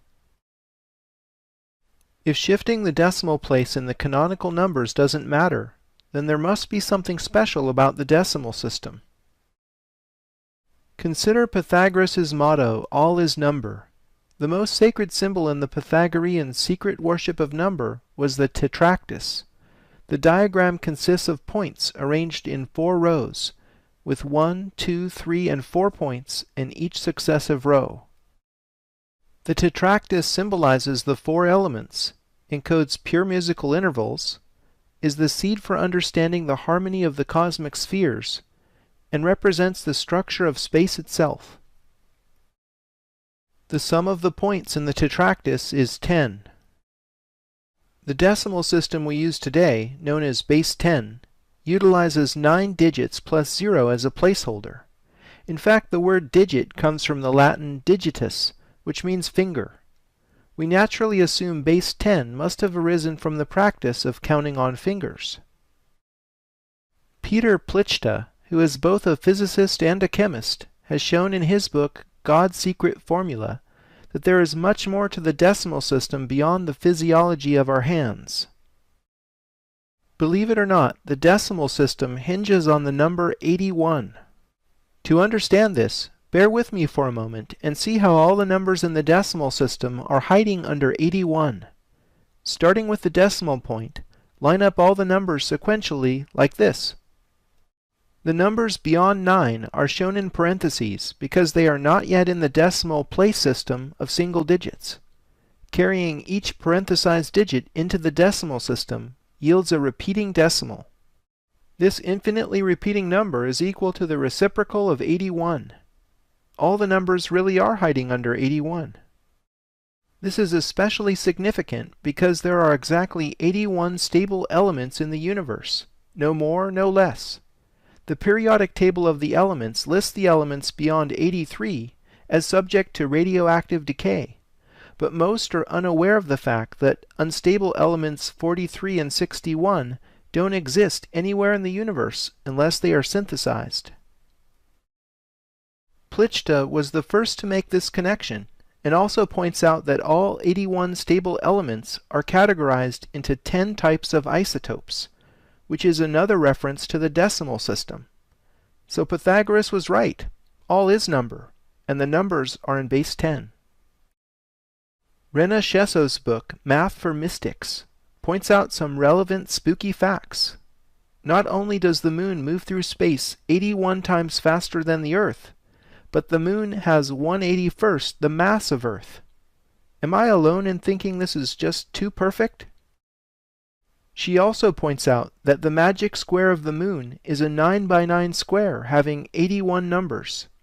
Magic squares go back at least 2,600 years to ancient China. I get the feeling all of this was known in the distant past. While kids count to 10 on their fingers, theoretical physicists talk about 10-dimensional superstrings, and Kabbalists talk about 10 sephiro on the Tree of Life. They are all recounting the decimal structure of the universe from different points of view. Traveling a short distance along the Nile, we come to Dashur, site of the lesser-known Red and Bent pyramids. Egyptologists claim these were contemporaneous with the Great Pyramid of Giza. I think the sacred geometry of both pyramids was correctly deciphered at world-mysteries.com. The pyramids at Dashur hold keys to macrocosm and microcosm. First of all, the Red Pyramid isn't as steep as the Great Pyramid. Its face proportions match this red triangle within a pentagram. Tilting up 4 such triangles until they meet defines the pyramid and its slope. The pentagram is a powerful magical talisman that was a symbol of the Pythagorean school. The pentagram encodes the golden number phi within itself fractally. Phi is one of the most important numbers in mathematics, because nature uses it to proportion everything from pine cones to sunflowers and nautilus shells. Even our bodies are based on the golden section. The number 5 is associated with the microcosm, with life and in the growth of living things. The adjacent Bent Pyramid is the only pyramid with 2 slope angles. The lower slope is steeper than the Great Pyramid, and its face proportions match this blue triangle within a hexagon. Tilting up 4 such triangles until they meet defines the pyramid's lower slope. The upper slope matches the Red Pyramid, so it's red triangles within pentagons again here. So what's up with all the hexagons and pentagons? It has been said that the great enigma of alchemy is the mystery between macrocosm and microcosm. The word alchemy actually comes from al-chemi, which means the way of Egypt. I believe relating 6 to 5 is the essential key encoded at Dashur. Renaissance master Albrecht Dürer made this drawing in his course in the art of measurement with compasses and a ruler. Everything emerges from the Vesica Pisces. Dürer's Melancholia I is one of the most studied pieces of esoteric art. Franz Deckwitz presented the following analysis in 1979 to John Michel, who published it in his 1988 book, The Dimensions of Paradise. The opening of the compasses is the key to the engraving's metrology. The compasses, sphere, measuring stick, and overall proportions all fit the same unit. As already mentioned, the engraving's proportions of 14:11 match the Great Pyramid's half-triangle proportion. The objects in the engraving are packed with Hermetic symbolism, but the most interesting thing to me is the hidden controlling geometry. It's the alchemical wedding of pentagon and hexagon. Schwaller de Lubicz did this study of an Egyptian gateway. Notice the proportions of 6s and 5s in the opening, and the octave height of 2 compared to the overall width of a fundamental 1. Henry Lincoln co-wrote Holy Blood, Holy Grail, which became an inspiration for Dan Brown's The Da Vinci Code, published more than 20 years later. In The Holy Place, Lincoln revealed what he calls a structured landscape in the former Cathar country surrounding the mysterious village of Rennes-le-Château. Again we see the marriage of 6 and 5. The pentagram over the cube in DC is another representation of 6 and 5 coming together. Recall how triple 6s and 5s are encoded in the Washington Monument as 6,660 inches equals 555 feet. America's monumental obelisk therefore expresses the relationship between macrocosm and microcosm. Moving to a larger scale, the Earth encodes 6 to 5 in temporal and spatial terms. The Earth's precessional cycle measured in years, divided by the Earth's equatorial circumference measured in nautical miles, is precisely equal to 6 divided by 5. Alex B. Geddes discovered relationships in the solar system that express the macrocosm's relationship to the microcosm. These are published in John Martineau's superb Little Book of Coincidence. The relationships Geddes found are ratios between the products of mean orbital radii of planets in our solar system. More specifically, the ratios each equal 6 divided by 5, plus a small factor that must be added in each case to balance the equalities. Each product is a symmetrical relationship between inner rocky planets and outer gas giants. I notice that each one of the factors added to balance the equalities encodes 864. The same number you learned in the Stonehenge and San Francisco episodes is the number of the sun. How incredibly apropos. In mathematics, phi and pi are two of the most important numbers. They can be related in the following way. 6 divided by 5 times phi squared equals pi. This equation is an extremely accurate approximation, but is not exact, and as such is classified by mathematicians as a coincidence. Are all of these things just pure coincidence, or evidence of hyperdimensional resonance? For a more complete answer to that, you'll have to wait for the Paris episodes. For the next astonishing example of 6s over 5s, we'll visit the holy city of Jerusalem.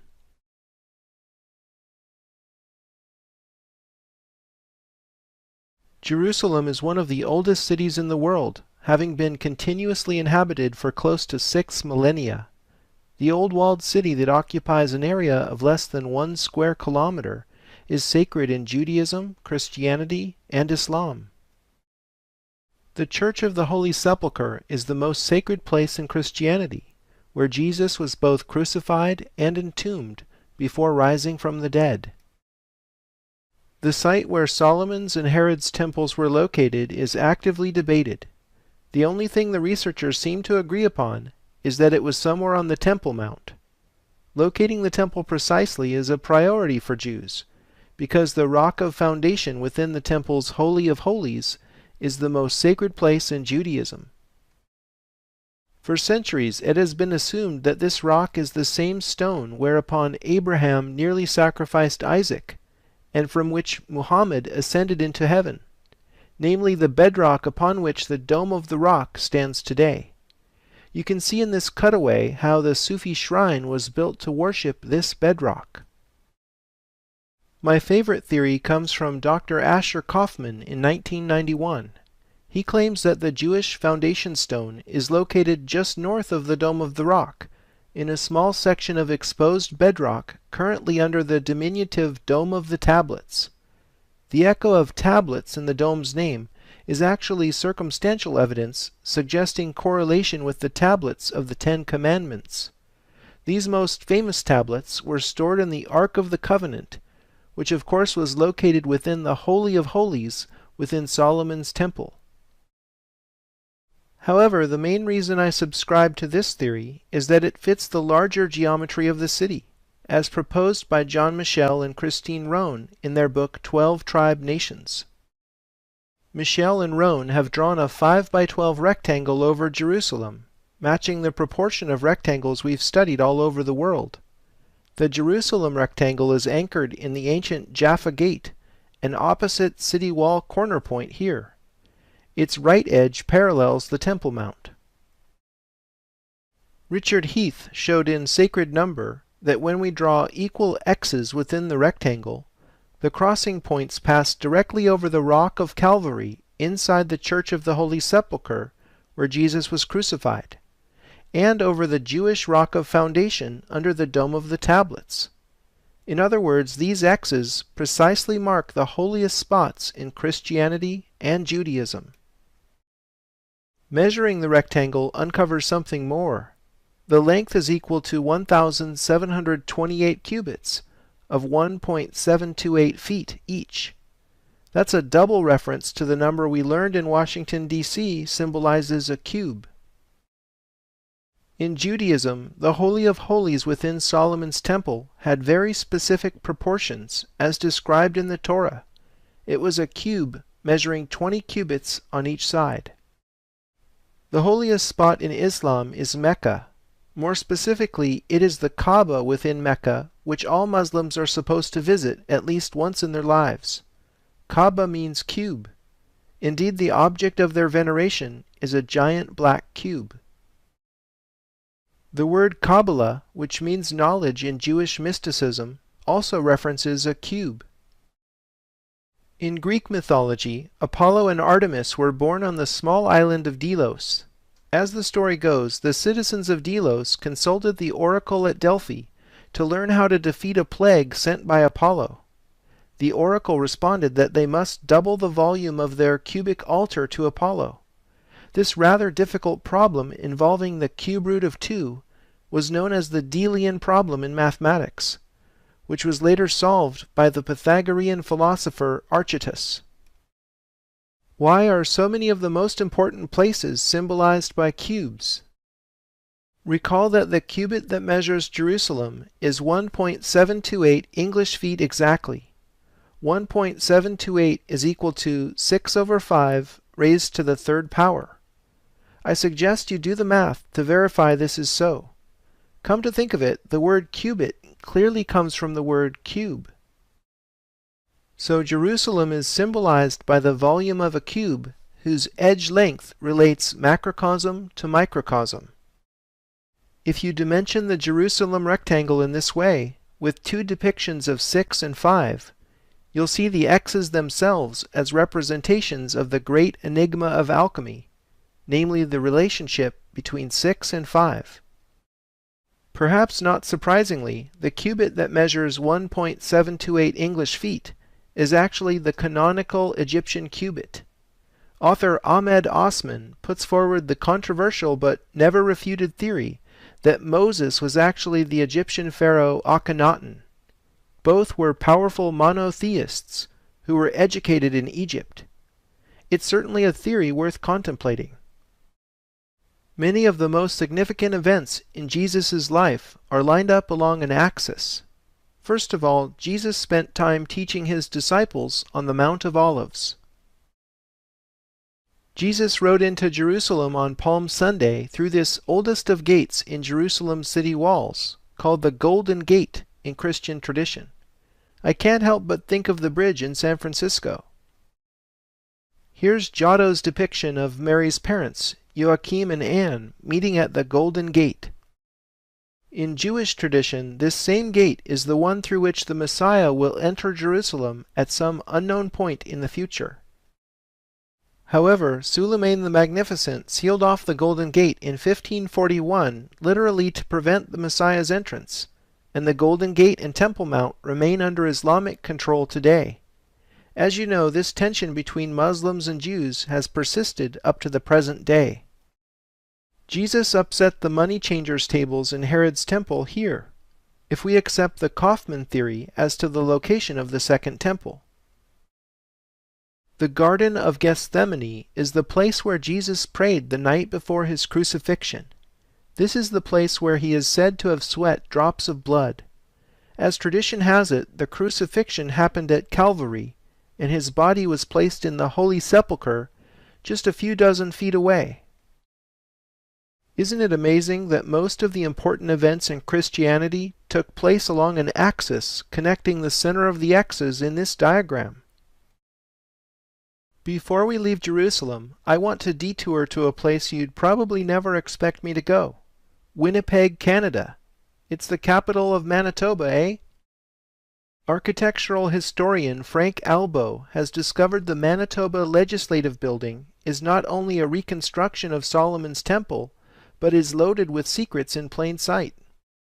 The architect Frank Worthington Simon designed this 1920 building to be veiled in allegory and illustrated with symbols only his Freemasonic brothers would understand. In fact, every premier who worked in this building from 1870 to 1967 was a Freemason. 2 Egyptian sphinxes flank the entrance, just as they do in front of the House of the Temple in Washington, D.C. The top of the dome features a 13-foot-high gilded statue of Mercury. The same golden boy we'll meet again in Paris. After going up 2 flights of 13 steps, one enters a cubic space measuring 66.6 feet on edge. We'll uncover the unexpected meaning of 666 in the most surprising of places in Paris. It's probably not what you think. According to Albo's research, 2 13-foot-high bronze bisons identify this as a cleansing room in temple vernacular. Going up another flight of 13 steps, one arrives in the rotunda. There's a mural on the wall of the rotunda above the entrance to the Manitoba Legislative Assembly that ostensibly depicts World War I. However, a man wearing a white robe with exposed chest, being supported by his brother, identifies him as an initiate in the first Masonic degree ceremony. Albo identifies this mural as the altar in what is secretly an initiation chamber. Looking up in the rotunda, you see the underside of the central dome the golden boy is perched upon, and looking down a level through an oculus in the floor reveals a fascinating space called the Pool of the Black Star. Just off the rotunda is the Lieutenant Governor's reception suite, which is the only space in the building off limits to the public. Albo got special permission to measure the chamber, and discovered it's a cube, having an edge length of 20 cubits. These are precisely the same dimensions as the Holy of Holies within Solomon's Temple, a place that was also obviously off limits to the public. But if this represents the Holy of Holies within Solomon's Temple, where is the Ark of the Covenant? Albo discovered it's directly above this suite on the building exterior. The war chest, as it's known, is flanked by 2 warriors, which one can accurately identify as Raiders of the Lost Ark. This building is clearly amazing, but why is it here?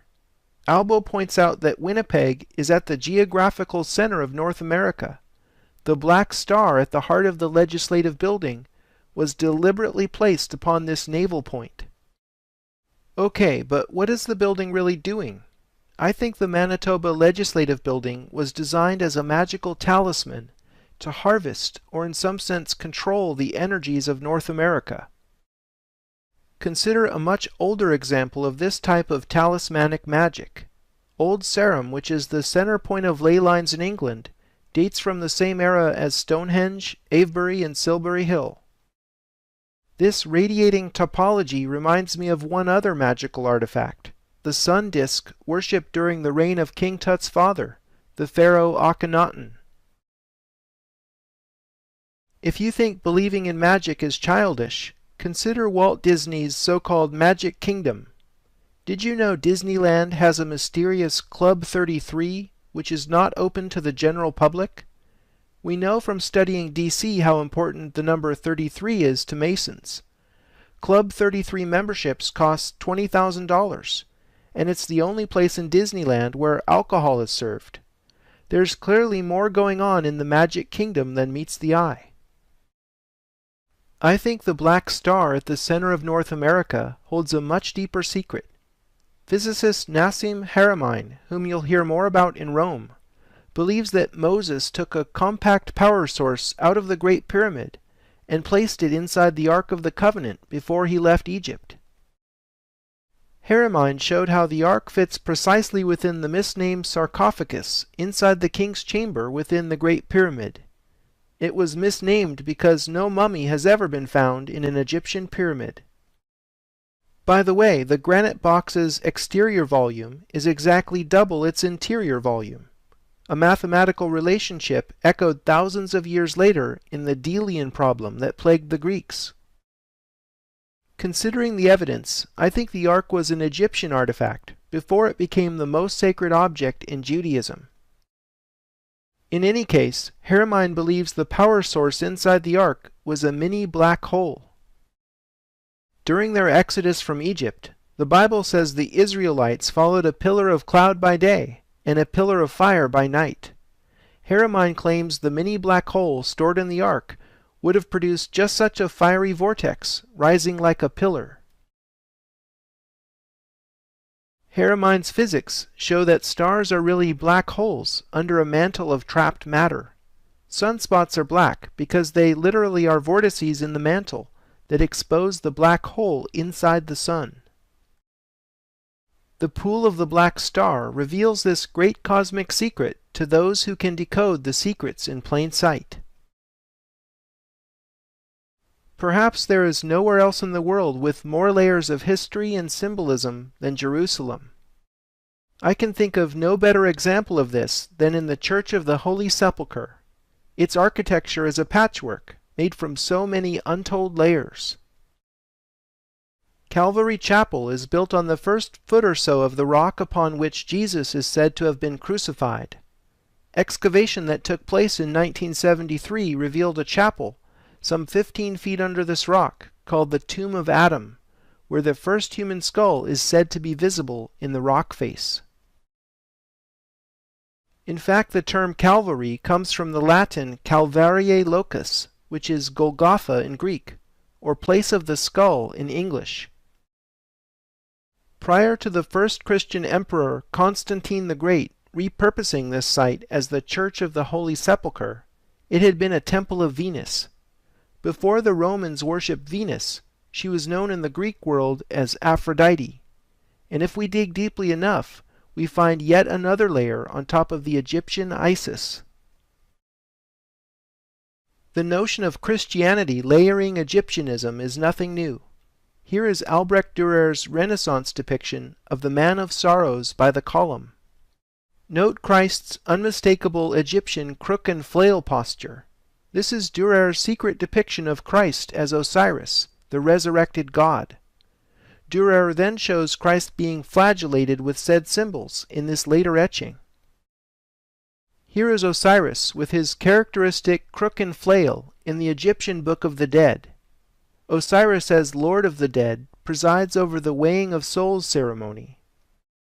Anubis measures the dead man's heart on the scale against Mot's feather of truth. Her husband Thoth, scribe of the gods, records the result. If the heart is lighter than the feather, Horus will present the man's soul to Osiris in the duat. but if not, it will be devoured by the deadly Ammit, the monster who was part crocodile, lion, and hippopotamus.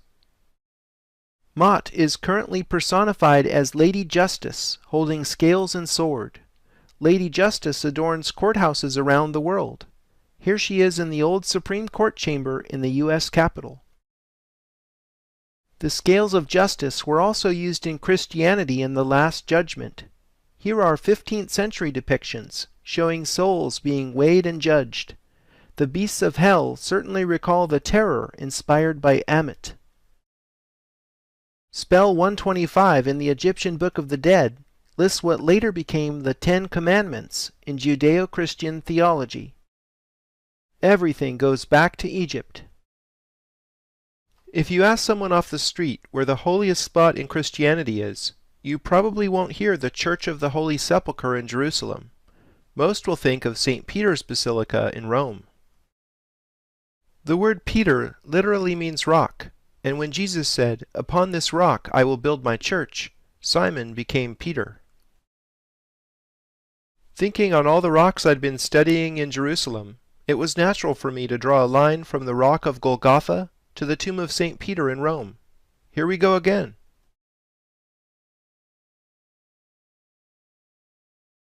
The line connecting Golgotha with the tomb of St. Peter passes directly over the center of the Campidoglio, marked today by the equestrian statue of Marcus Aurelius. What we see in the Campidoglio is Michelangelo's vision for the top of the Capitoline Hill, the ancient world's original capital. It took a Renaissance genius to symbolically turn the Roman power equation on its head. So instead of having the Capitoline face the ancient Roman Forum, as it had for 2 millennia, Michelangelo turned the Campidoglio 180 degrees to face the Vatican. The Campidoglio's paving pattern depicts a 12-pointed elliptical star, symbolizing a zodiac, with the sun at the center. It is my contention that this long-distance alignment was originally drawn to connect the seat of power in Rome with the Temple of Venus in Jerusalem. In the Christian era, the tomb of St. Peter in the Vatican was strategically located to be a continuation in line with this ancient axis. It is no secret that Christian churches were often built atop places of ancient worship. In this way, pagan shrines were Christianized, and their power absorbed into the body of the church. See how the alignment goes directly over the arch of Septimus Severus? The line passes only a few feet away from the Umbilicus Urbis Romae, the navel stone from which all distances in the Roman Empire were measured. All roads that led to Rome symbolically arrived here. Following the alignment through the Forum, we see that it goes through the center of the Roman Colosseum, where among other pastimes, spectators enjoyed gladiatorial combat and watching Christians being fed to the lions. This shape in the center of the Colosseum bowl suggests the Vesica Piscis. Could this be a symbol of Venus? If so, what went on in the Colosseum somehow became the opposition of the love and beauty associated with Venus. The last stop on our alignment tour is the largest ancient Egyptian obelisk in the world, including all of those still standing in Egypt. The alignment from Jerusalem passes directly over the tip of this 230-ton symbol in front of the Lateran. As you may have guessed, obelisks are one of the keys to unlocking the ancient mysteries. This obelisk wasn't always in front of the Lateran. It originally came from the Temple of Karnak in Egypt, and was moved to Rome by Constantine the Great's son in the 4th century. The last of the Renaissance popes, Sixtus V, moved the obelisk from where it had been in the Circus Maximus to the Lateran, displacing the equestrian statue of Marcus Aurelius, which, as you know, was moved to the Campidoglio. Now Sixtus V was a very singular pope. As is the custom when a pope dies, the new pope chooses a name for himself. I find it fascinating that Felice Peretti di Montalto chose a name referencing both 6 and 5 in Sixtus V. The fact is, Sixtus V redesigned much of Rome during his brief 5-year reign.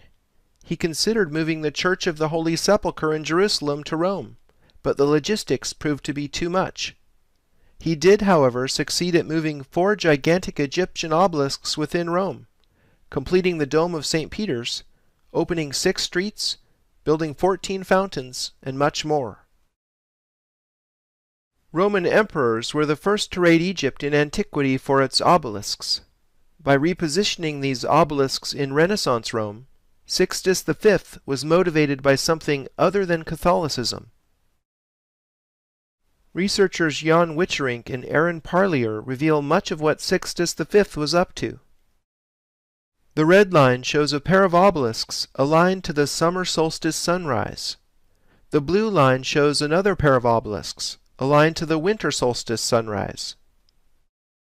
Sixtus V placed Egyptian obelisks in St. Peter's Square and in the Piazza del Popolo exactly as they are, to create the red astronomical alignment. He engaged in a bit of urban renewal by opening a straight street connecting the ancient Roman obelisks at the top of the Spanish Steps and in front of Santa Maria Maggiore to make the blue astronomical alignment visible. Balancing the masculine symbol of the obelisk, Sixtus V restored an ancient aqueduct and built fountains symbolizing the feminine to accompany most obelisks. 4 fountains mark the crossing of the blue and yellow lines connecting the Fontana dei Dioscuri and the Aqua Felice, all watery creations of Sixtus V. The green line connecting the Vatican obelisk with the 4 fountains marks equinoctial sunrise. Sixtus V's tomb in the Basilica of Santa Maria Maggiore was his final gesture, linking his tomb with the astronomical alignments he set up in Rome. Why was Sixtus V obsessed with astronomical symbolism? Perhaps because astronomy is another key to the ancient mysteries. In addition to the solar symbolism mentioned in the Washington, D.C. Part 2 episode, Bernini's redesign of St. Peter's Square has a deeper reading. Witcherink and Parlier claim the 2 fountains flanking the obelisk represent a liquid axis, symbolizing the galactic midplane of the Milky Way. The axis going through the basilica is the ecliptic, and the other 4 paths represent solstices and equinoxes. In other words, the galactic and Earth crosses coming together is an astronomical take on the underlying meaning of the solar octagram star. To top it all off, the Vatican obelisk is surmounted by a cross. The official story is that this massive pagan symbol was Christianized in this simplest of ways, by putting a little cross on top. Hancock and Bevall write in Talisman that an obelisk with a cross on top is actually the hieroglyph for Heliopolis, the city where this obelisk supposedly came from. On Christmas morning, this is the astronomical view from Vatican Square. Witcherink and Parlier have observed that the silver gate of birth is due east of the obelisk in St. Peter's Square on the birthday of the Savior. I noticed that the galactic midplane leads right down to the Roman Pantheon. This is our cue to have a look at this ancient Roman marvel and explore its deeper meaning. Patrick Hunt, who teaches classical archaeology at Stanford University, calls the Pantheon the most impressive Roman monumental building in the world. I see it as a calendar in stone. Its rotunda is an engineering marvel, employing techniques such as reinforced concrete, not rediscovered until almost 2,000 years later. In this plan view, you can see the floor pattern in which stone from all over the empire was inlaid, a testament to Rome's imperial might. Its circle and square motif might symbolize the Earth-Moon system in the following way. Here a circle is inscribed within a square. The square has 27.3% more area than the circle. Comparing a circle and square with equal perimeters, the circle's diameter is 27.3% larger than the edge of the square. Okay, so what? Well, the moon happens to be 27.3% the size of Earth, which is another way of relating moon to Earth with the proportion 3:11. In addition, the moon's sidereal orbital period is 27.3 days. The words moon, month, and menstruation all share the same root because they all have roughly the same period. Human gestation lasts on average 273 days. Another spooky coincidence has to do with temperature. As you're probably aware, Celsius is defined by a 100-degree scale, marking the freezing and boiling points of water. Water becomes liquid 273 degrees Celsius above absolute zero. Here are these numbers again. It seems to me that this fact references Earth as a water planet. Why are these numbers the same? Science has no answer for this other than pure coincidence. In this sectional view, you can see that a sphere fits perfectly within the volume the Pantheon encloses. I think recognizing this as the celestial sphere is the key to the Pantheon's symbolism. The original Roman statuary fit into the 7 alcoves. The pantheon of pagan gods was replaced with Christian saints when the building was christened the Church of Santa Maria Rotunda in the year 609. Exchanging pagan gods for astrological symbols, we see an arrangement matching the Ptolemaic harmony of the spheres. To the modern eye, this sequence might seem arbitrary, but it actually ranks the planets in order of increasing apparent speed against the background of fixed stars as seen from Earth. Ptolemaic cosmology is therefore an Earth-centric approach to astronomy. Mark Booth writes in The Secret History of the World, Ptolemy's map of the spheres is conventionally presented as having been superseded by the ideas of Copernicus, Galileo, and so on, but in fact was and is an accurate map of the spiritual dimension of the cosmos, a dimension which seemed more real to the ancients than the material cosmos. Are you aware that the days of the week are named after the planets? With the exception of Saturn Day, Sun Day, and Moon Day, English speakers unfamiliar with Norse gods might have an easier time spotting this connection in French or Italian. Connecting the days of the week in order yields a 7-pointed star, somewhat distorted to accommodate squeezing it into the octagonal symmetry of the Pantheon.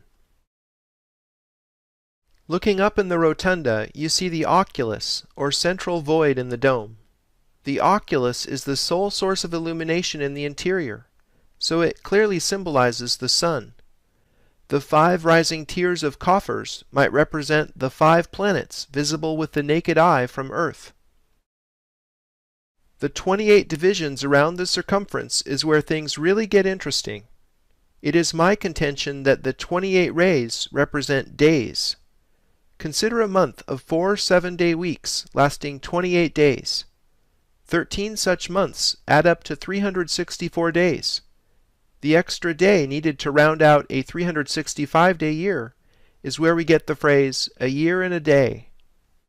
Richard Heath has traced this 13-month plus 1-day calendar to the matriarchal societies of the Bronze Age. The Egyptian Sothic year lasted exactly 365 days, without compensating for leap year as we do today. Sothis is the Greek name for Sirius, the star the Egyptians based their new year on.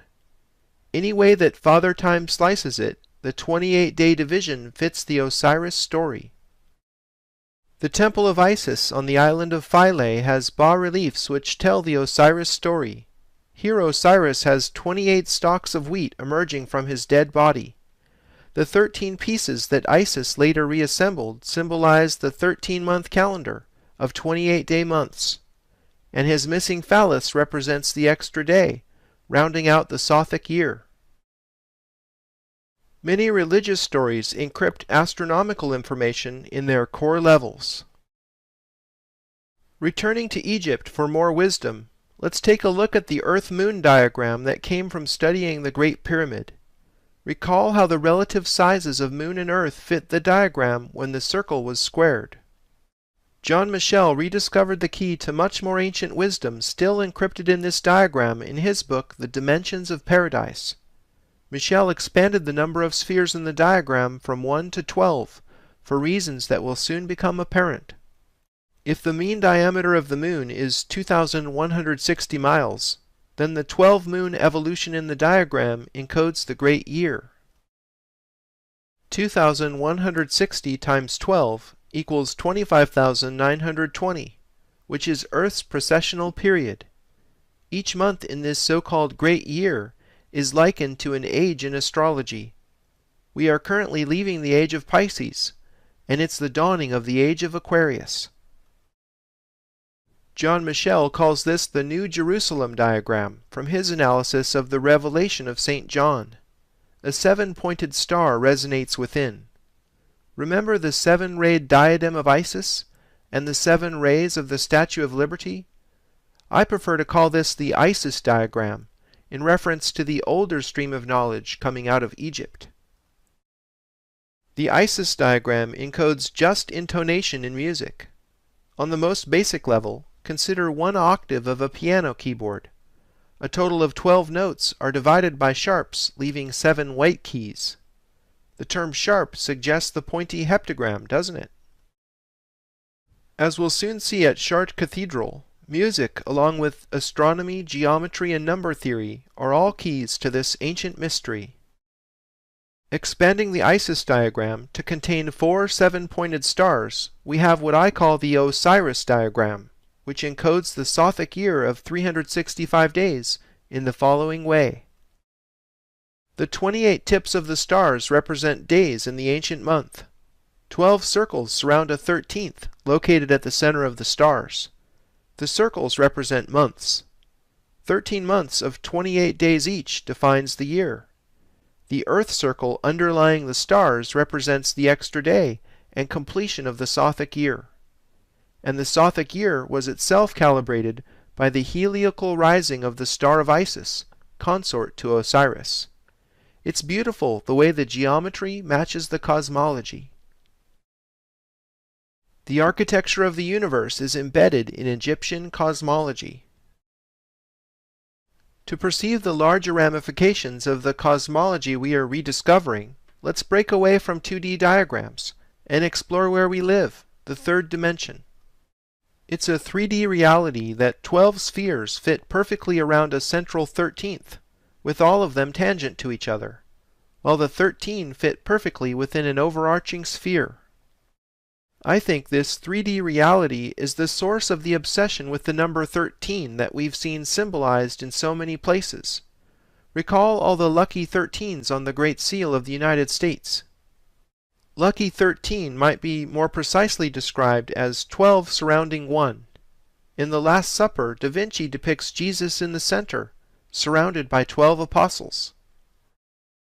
Geometrically speaking, connecting the centers of the 12 surrounding spheres with straight lines reveals what is called the cube octahedron.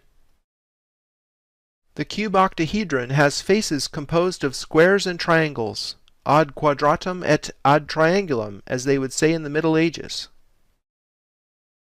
As it turns out, cube octahedral sphere packing has exactly 7 planes of symmetry. Do these numbers sound familiar? 12 around 1 with 7 planes of symmetry? The cube octahedron is the 3D equivalent of the Isis diagram. The first ever known depiction of a cube octahedron was drawn by Leonardo da Vinci. He created this illustration for Luca Pacioli's book, De Divina Proportione. Pacioli and da Vinci worked together, became close friends, and later shared a house together in Florence. Pacioli was at the center of the Renaissance Hermetic obsession, begun by Cosimo de' Medici in 1430 when he obtained the Corpus Hermetica, a body of work compiled in the first few centuries of the Common Era, recounting words passed down by Thoth through the last of the Egyptian priesthood in Alexandria. Here is Pacioli with a mysterious transparent cube octahedron half filled with water. Some believe the younger man standing next to him is Albrecht Dürer. In Divine Proportion, Priya Hemingway writes, "In the autumn of 1506, Albrecht Dürer rode from Venice to Bologna to the home of Luca Pacioli in order to be initiated in the mysteries of a secret perspective." Clearly the cube octahedron was important to these Renaissance masters immersed in Hermetic knowledge. Perhaps they knew something we don't. In the 20th century, Buckminster Fuller was obsessed with the cube octahedron. He called it the Dymaxion and built his philosophy around it, because the cuboctahedron is the only polyhedron completely in equilibrium. All 12 vectors emanating from its core have equal angles, and all of its internal and external edges have equal length. In the 21st century, the cuboctahedron is the foundation for physicist Nassim Haramein's unified field theory that offers a new solution to Einstein's field equations. Haramein claims that the vacuum, a term used by physicists to refer to a volume of space that is completely devoid of matter, actually has a structure, and this structure is based at the core on the cuboctahedron. What we perceive as empty space is actually a seething cauldron of energy.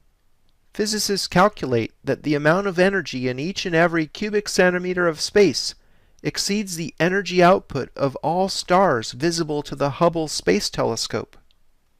The reason space seems empty is because all that energy is perfectly balanced in a state of equilibrium. It looks to us like nothing is there. Haramein has built his entire unified theory of physics on cuboctahedral geometry. I believe Haramein is really onto something. His latest paper, the Schwarzschild proton, received the Best Paper Award in a physics symposium in 2009. Modern physics seems to be catching up with ancient knowledge. To understand astronomy, one needs to have some background. Here's my crash course on esoteric astronomy in 6 quick lessons. The Earth revolves about the Sun in a plane called the ecliptic. The 12 constellations of fixed stars that intersect the ecliptic are called the zodiac. All the stars of the zodiac are actually our close neighbors compared to the size of our entire galaxy.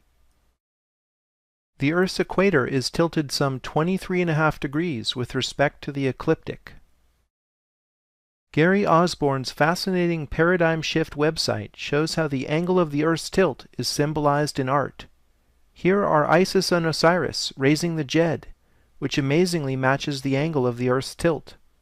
And here again the 23.5 degree angle matches the slope of the pyramid on the dollar bill.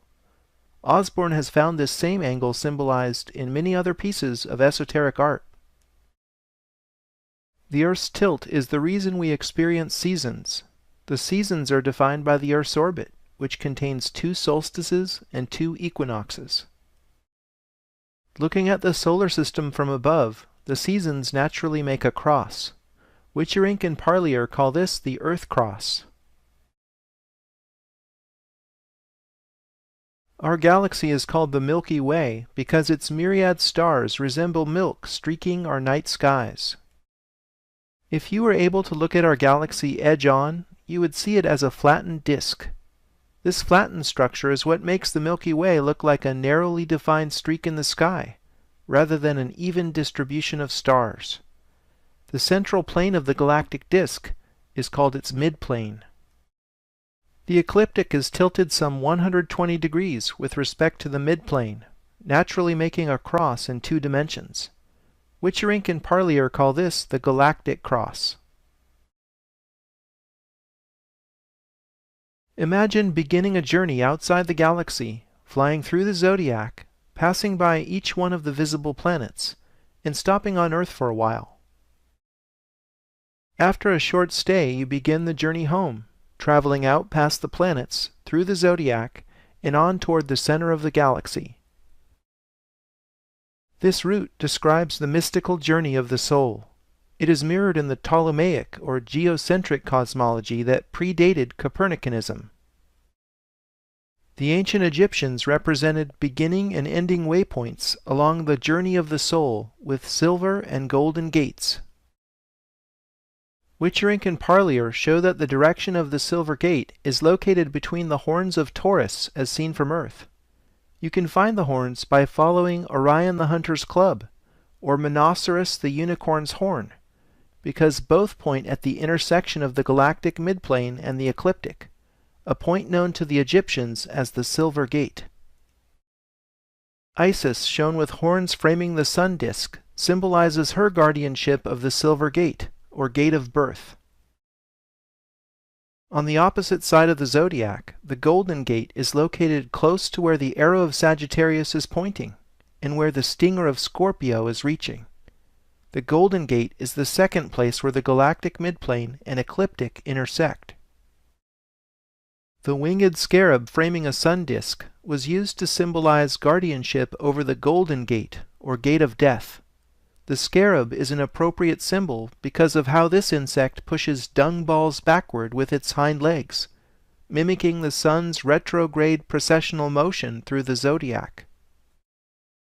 The coat of arms for the state of Vatican City features silver and gold keys, because these are the keys to the kingdom that Christ gave to Peter.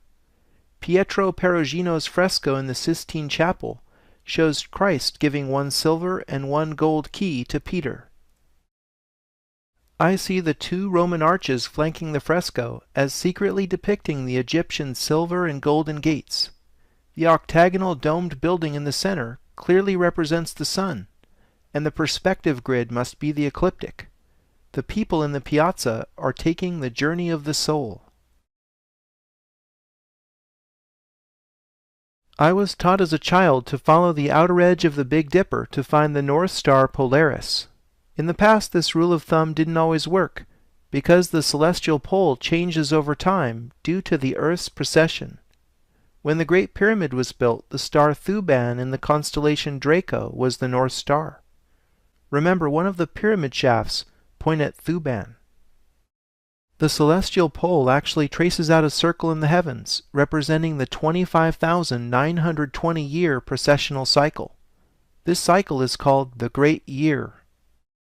In 3D, the Great Year is seen as a precessional cone swept out over time by the Earth's tilted axis. The Earth's precessional cone, the Sun, and the galactic midplane will precisely align on winter solstice 2012. Author John Major Jenkins calls this phenomenon galactic alignment.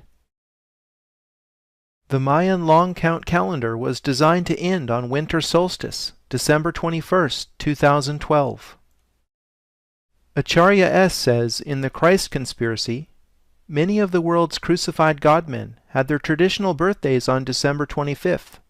This date is set because the ancients recognized that the sun makes an annual descent southward until after midnight of December 21st, the winter solstice, when it stops moving southerly for 3 days and was born again after midnight of December 24th. Thus, these many different cultures celebrated with great joy the Son of God's birthday on December 25th. Christmas 2012 marks the beginning of a new great year. The Milky Way galaxy has a rotational period that I like to call the galactic year. It lasts approximately 224 million years. Our solar system is related to the larger cycle through number. There are 8,640 great years in the galactic year. It's amazing how the Earth's precessional cycle, the number of the sun, and the decad harmonize with the galactic year. Astronomy grew out of the much older tradition of astrology, the belief that the movement of planets influences events experienced on the human scale. Astrology is the quintessential Hermetic art epitomized in the motto, as above, so below. You might not be aware how interconnected astrology is with Ptolemaic cosmology, the tarot, and magic squares. Let's have a closer look. Viewed from above, the galactic cross looks like this. The red arrow indicates the direction of soul travel through the system. The galactic midplane is represented by the signs Taurus and Scorpio, and the ecliptic by Aquarius and Leo. These four together are known in astrology as the fixed signs. In the tarot, these signs adorn the corners of the World card.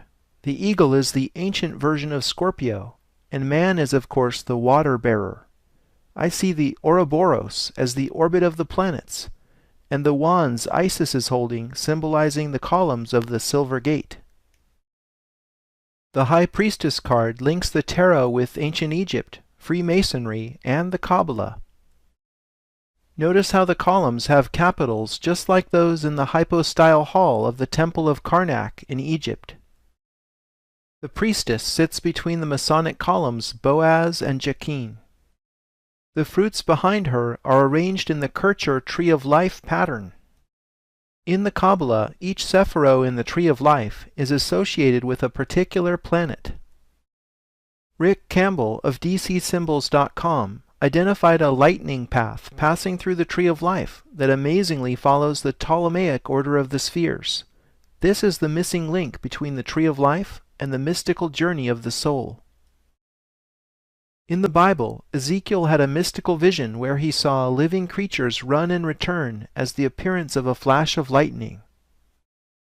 Might Ezekiel's lightning vision be recapitulating the mystical journey of the soul? The 22 major arcana cards in the tarot map to the 22 paths connecting the Sephiro in the Tree of Life. The suits, ranging from aces through tens, map to the Sephiro themselves. The tarot is therefore highly correlated with the Kabbalah. A magic square is an arrangement of numbers in a square grid such that the numbers in all columns, rows, and diagonals sum to the same constant. In this case, it's 15. Here is the first magic square ever to be seen in European art. All rows, columns, and diagonals in this square sum to 34. Incidentally, the artist strategically placed these two numbers together to read 1514, the year the engraving was made. Yes, this magic square is part of Albrecht Dürer's Melancholia I that we've seen several times before. Luca Pacioli also studied magic squares and collected a large number of examples. I suspect Pacioli educated Dürer in the use of magic squares, as I already established their relationship in the Rome episode. A contemporary of Pacioli and Dürer, Heinrich Cornelius Agrippa, wrote De Occulta Philosophia, which drew on all the important Hermetic books brought to light by Cosimo de' Medici that you learned about in the San Francisco episode. Agrippa explained that there really is magic within magic squares. Sigils can be encrypted within magic squares to call upon angels and demons. Agrippa associated magic squares of order 3 to 9 with specific planets. Why the Sun was associated with the 6x6 magic square is simple. The Sun is the 6th planet in Ptolemaic order. An interesting fact about the magic square of the Sun is that the sum of all of its columns or rows is 666, the loaded number we saw in the Detour to Winnipeg within the Jerusalem episode. We'll decode the so-called Number of the Beast in Paris, Part 1. Before the Italian Renaissance, there was an earlier flowering of ancient knowledge in medieval France. This was initiated when 9 self-described Poor Knights of Christ returned from a decade of excavation work undertaken in the Temple Mount of Jerusalem. The most famous preacher of the age, Saint Bernard de Clairvaux, argued persuasively on their behalf at the Council of Troyes in 1129. This resulted in the Templar order being officially chartered and endorsed by the Catholic Church. The poor Templars instantly became a favored charity, and it certainly didn't hurt when the Pope signed an order saying they didn't have to pay any taxes, could pass freely through international borders, and were exempt from all legal authorities save for his own. This also tells you something about just how powerful the papacy was in those days. The Templars accepted large donations and monetary deposits, started issuing letters of credit, opened banks in several countries, and essentially became the first multinational corporation. Very quickly the Templars had an abundance of gold and military power. To me the question is, what did those 9 poor knights find in Jerusalem that led to their meteoric rise in power? Could they have found Enoch's cube buried in the Temple Mount from before the Great Flood? Whatever the case, I believe they unearthed knowledge rather than gold. And with knowledge comes power. Speaking of someone with sacred knowledge, Saint Bernard de Clairvaux is a fascinating figure. Norman Cantor had this to say about Bernard in his book The Civilization of the Middle Ages. Bernard played the leading role in the development of the Virgin cult, which is one of the most important manifestations of the popular piety of the 12th century. In early medieval thought, the Virgin Mary had played a minor role, and it was only with the rise of emotional Christianity in the 11th century that she became the prime intercessor for humanity with the deity. Bernard wrote, "No one can enter heaven unless by Mary, as though through a door." In this illumination, Bernard is shown receiving a stream of milk from the Virgin's breast. He wrote several works on the Queen of Heaven, which was also an epithet used in ancient Egypt for Isis. Essentially, Bernard reintroduced the cult of Isis to the West under the veil of Mary. As the primary architect of the Cistercian and Templar orders, Bernard's writings had a major impact on the Gothic building explosion that ensued all over Europe for the next 300 years.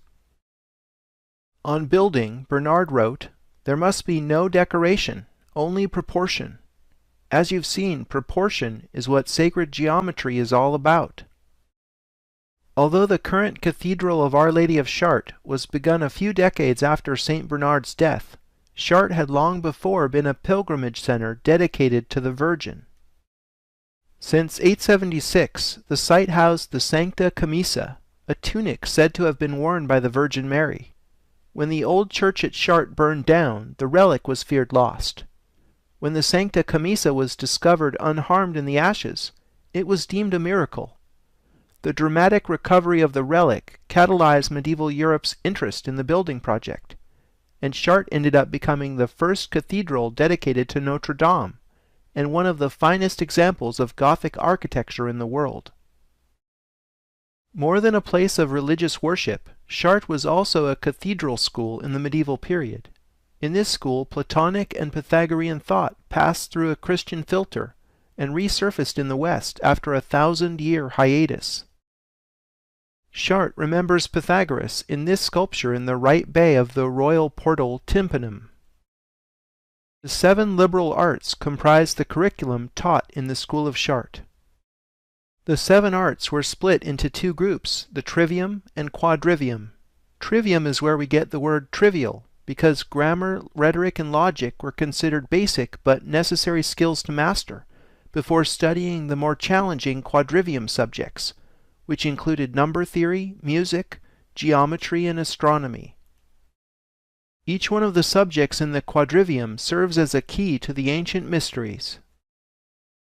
The 7 medieval liberal arts were a bit different compared to a liberal arts degree today. These subjects were taught only to the elite. The so-called servile arts were taught to tradespeople employed by the elite. The goal of the servile arts was not to cultivate critical thinking, but to develop specific skills required by farmers, blacksmiths, carpenters, stonemasons, and so on. This liberal, servile division mirrors the internal division between speculative masons, more commonly known as Freemasons, and the operative stonemasons who actually built the cathedral. Australian architect John James has discovered how the floor plan of the cathedral was laid out ad quadratum, as you can see from the red squares. The smaller squares are half the size of the larger, as octaves are related in music. The template for the cathedral ground plan clearly echoes the quadrivium. 2 millennia ago, famed Roman architect Vitruvius described in his 10 Books of Architecture that effective temples are based on the proportions of the human body. Vitruvius's written description of ideal human proportions later influenced many Renaissance artists, including Leonardo da Vinci and Cesare Cesariano. Here, Cesariano's Vitruvian Man fits the cathedral's ground plan and shows that it was based on the proportions of the human body as laid out in antiquity. English professor of architecture Keith Critchlow has discovered a fascinating correlation between the floor plan and front elevation of Chartres. Intrigued by the fact that the rose windows containing the exquisite stained glass and the themed labyrinth have equal diameters, Critchlow compared the plan to the elevation. The rose window and the labyrinth line up perfectly, like so. The golden ball atop the sun tower aligns with the curve of the apse here. The moon tower's silver ball corresponds to the rond point, the center from which the chapels radiate. Clearly the design is correlated in two separate dimensions. Boaz and Jachin are the names of the two columns that stood at the entry to Solomon's temple that are echoed in all Masonic temples today. Boaz stood on the left, and the name Boaz means sun. Jachin stood on the right and means moon. This symbolism matches the towers at Chartres. Critchlow explains that the sun tower is 365 English feet in height. The moon tower is slightly shorter, some 28 feet less. These measurements suggest several things. Number 1, the design was based on the English foot. Number 2, the 365-foot sun tower symbolizes the year. And number 3, the 28-foot difference in the moon tower symbolizes the 28-day month of 4 7-day weeks. I think this metrology shows how Chartres is a calendar in stone, very much like the Roman Pantheon. Before the Christian era, the grotto below Chartres was a druidic shrine of Isis. Above the crypt today there is a black Madonna and child called Our Lady of the Pillar, that many suspect has a meaning older than Christianity. The Druid grotto housed a sacred dolmen that was identified with the womb of the earth. Think about it. Both Isis and Mary were called Queen of Heaven, identified as so-called virgins who had unusual conceptions, and later had sons who symbolized the sun, who also shared the same birthday. The story of Mary and Jesus is a recapitulation of the ancient Egyptian story of Isis and Horus. The Black Madonna hints at her African origins while retaining just enough plausible deniability to avert uncomfortable questions for the Church. Chartres Cathedral's axis is oriented to the summer solstice sunrise, just like the red alignment Sixtus V set up in Vatican Square. The labyrinth is not a maze, because there is only one path to follow, like the life we live from birth to death. The labyrinth's 11 concentric rings match the Ptolemaic cosmology, or spiritual dimension of the cosmos. Walking the labyrinth is therefore like taking the journey of the soul. There are 112 cogs on the outside of the labyrinth, a fact which has puzzled scholars. In them, John James has discovered an unexpected connection to the Arab world. John James writes, "The 8th century Arab Sufi alchemist Jabir ibn Hayyan divided the 4 elementary qualities of existence, earth, air, fire, and water, into 4 degrees with 7 subdivisions, giving a total of 112 classifications, which between them contained all the materials, liquids, and gases found in manifest creation." Known in the West as Geber, and considered to be the father of chemistry, he worked in the court of Caliph Harun al-Rashid, for whom he wrote the Book of Venus on the art of alchemy. His work paved the way for later Islamic and European alchemists in their search for the philosopher's stone. Among his long list of achievements, Geber pioneered techniques in glassmaking that were used in the stained glass directly above the labyrinth that bears his philosophical number symbolism. Modern chemists still don't understand what gives the Chartres glass such incredible vibrancy. Sir Lawrence Gardner says, in The Bloodline of the Holy Grail, "One of the greatest mysteries of Gothic architecture is the stained glass used in the cathedral windows. The first appeared in the early 12th century, but disappeared just as suddenly 100 years later. Nothing like it has been seen before, and nothing like it has been seen since. Not only is the luminosity of Gothic glass greater than any other, but its light enhancement qualities are far more effective. Unlike the stained glass of other architectural schools, its interior effect is the same, whether the light outside is bright or dim. Even in twilight, this glass retains brilliance way beyond that of any other." Critchlow says in the Chartres Cathedral, A Sacred Geometry DVD, that he was approached by a Hindu gentleman who explained the meaning of the number symbolism on the western facade. In Hinduism, chakras are traditionally symbolized by lotus flowers with specific numbers of petals. Amazingly, specific details on the facade match this symbolism.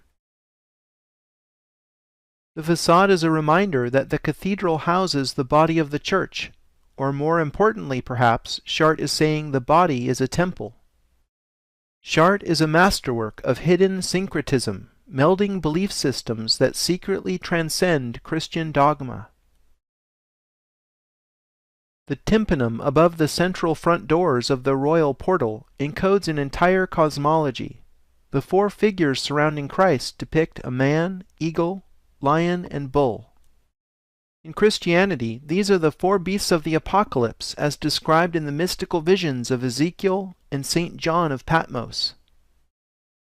On the literal level, it's Jesus with a halo waving at us from inside of Escapipes, surrounded by the 4 beasts of the Apocalypse. A strange collection of Christian imagery, perhaps, but not uncommon. In time, the 4 beasts became synonymous with the 4 evangelists, Matthew, Mark, Luke, and John. However, when you understand the symbolism, a reading of the encoded message becomes possible. As you learned in my crash course in esoteric astronomy, these beasts are the fixed astrological signs symbolizing the galactic cross. Jan Witcherink says Christ's halo represents the Earth Cross. I see the Sun God welcoming you through the galactic stargate at the moment of your apotheosis, a royal portal indeed. I have uncovered sacred design templates underlying the principal section drawing cut through Chartres Cathedral. Stephen Skinner identified circles guiding the central vault and flying buttress designs in his book Sacred Geometry. His observations allowed me to take the geometric analysis a few steps further. I see 2 sets of 3 stacked rhombi guiding the wall design. Circles drawn from the tips of paired equilateral triangles define the centers of the buttresses intrados, or lower curves, and mark the spring line of the lower arch. This revolutionary design allowed the masonry to be lighter and the windows larger, admitting the flood of light characteristic of the Gothic style. Now you can appreciate how the walls at Chartres were designed ad triangulum. What is more, the diameter of these circles equals the size of the rose windows and the labyrinth. It's almost as if the designer never changed the distance set between his compasses when designing the entire structure. Critchlow points out that the names of the architects of Chartres were never recorded. They were known only as the masters of the compasses. In researching the House of the Temple in D.C., I came across a rare depiction of the Kabbalistic Tree of Life in Albert Pike's Morals and Dogma, shown here as a set of 3 stacked rhombi. This knowledge encoded at Chartres was preserved by Freemasons. For the next revelation, we turn to music and geometry. In music, an octave is the interval between one note and another having double its frequency. In plane geometry, you can symbolize the octave in 2 ways, ad triangulum or ad quadratum. The circle outside the triangle has double the diameter of the circle inside. The circle outside the square has double the area of the circle inside. The central vault is defined by a larger circle having twice the diameter of the smaller circle inside, which itself is equal to the diameter of all the circles in the wall section, the rose windows, and the labyrinth. Chartres is therefore based on one circle repeated using musical principles. Amazingly, the flower of life fits this geometry. Perhaps the master of the compasses used the flower as the overarching design template. You can draw the flower of life using compasses only. The nave width is set by a central circle which is tangent to 4 others, having equal diameters. The central circle shown within the yellow triangle completes the picture. Masonic society probably began around the time Chartres was being built. Recall how Saint Bernard de Clairvaux was instrumental in the formation of the Templars, and later, after the Templars were taken down, the knowledge they unearthed from Solomon's Temple went back underground to survive in Masonry, Rosicrucianism, and other secret societies. The Masonic square and compasses emblem often depicts these instruments surrounding the letter G. As with most symbols, the meaning of G depends upon your level of knowledge. I've seen it referred to at times as geometry, the generative principle, and most appropriately for what I'm investigating, the great architect of the universe. I discovered a long-distance alignment that leads from France to the United Kingdom. This one begins very close to Chartres, both in time and space. Chartres Cathedral was built at the same time as Bourges Cathedral, and is only 100 miles away. When I was studying Bourges Cathedral, I kept thinking about the connections between the founder of the Gothic style and the Templars. So I drew a line in Google Earth from the central entry of Bourges Cathedral to the entry of Rosslyn Chapel in Scotland. So what? You can draw a line between any 2 points, but you won't believe what the line passes directly over in London, the headquarters of the United Grand Freemasonic Lodge of England. The United Grand Lodge of England is the main governing body of Freemasonry within England, Wales, and much of the former British Empire. The building is on Great Queen Street, no less. UGLY, as the organization is known, seems to be a fitting acronym for its Ugly as Sin container, historically third on the site since Masonic meetings first started here in 1775, a year before the American Revolution. Perhaps some of America's Masonic founding fathers planned the revolution here. I'm not sure.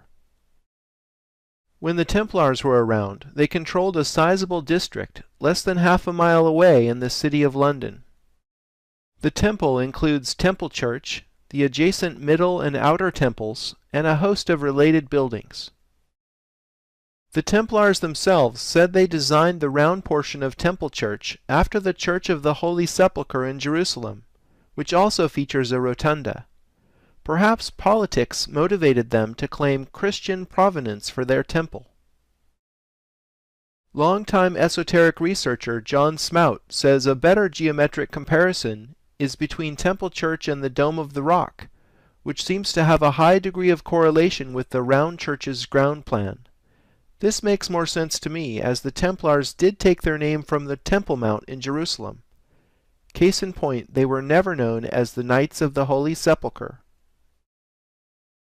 Whichever building was ultimately their template, the Templar influence was so powerful that they actually got the Patriarch of Jerusalem to come to London and consecrate Temple Church in 1185. Temple Church was brought to the public's attention in the Da Vinci Code, where it was the scene of a shootout amidst marble effigies of medieval knights. The temple served at times as the residence of kings and representatives of the Pope, while Temple Church itself served as a depository bank. I believe Smout's geometric analysis of Temple Church is right on the money, if you'll pardon the pun. The temple plan is laid out with triangles and squares, which we know from studying Chartres Cathedral have hidden significance. Triangles and squares are arranged in such a way as to depict 3 cubes. The symbolism of 3 cubes is something we've seen before in the George Washington Masonic National Memorial.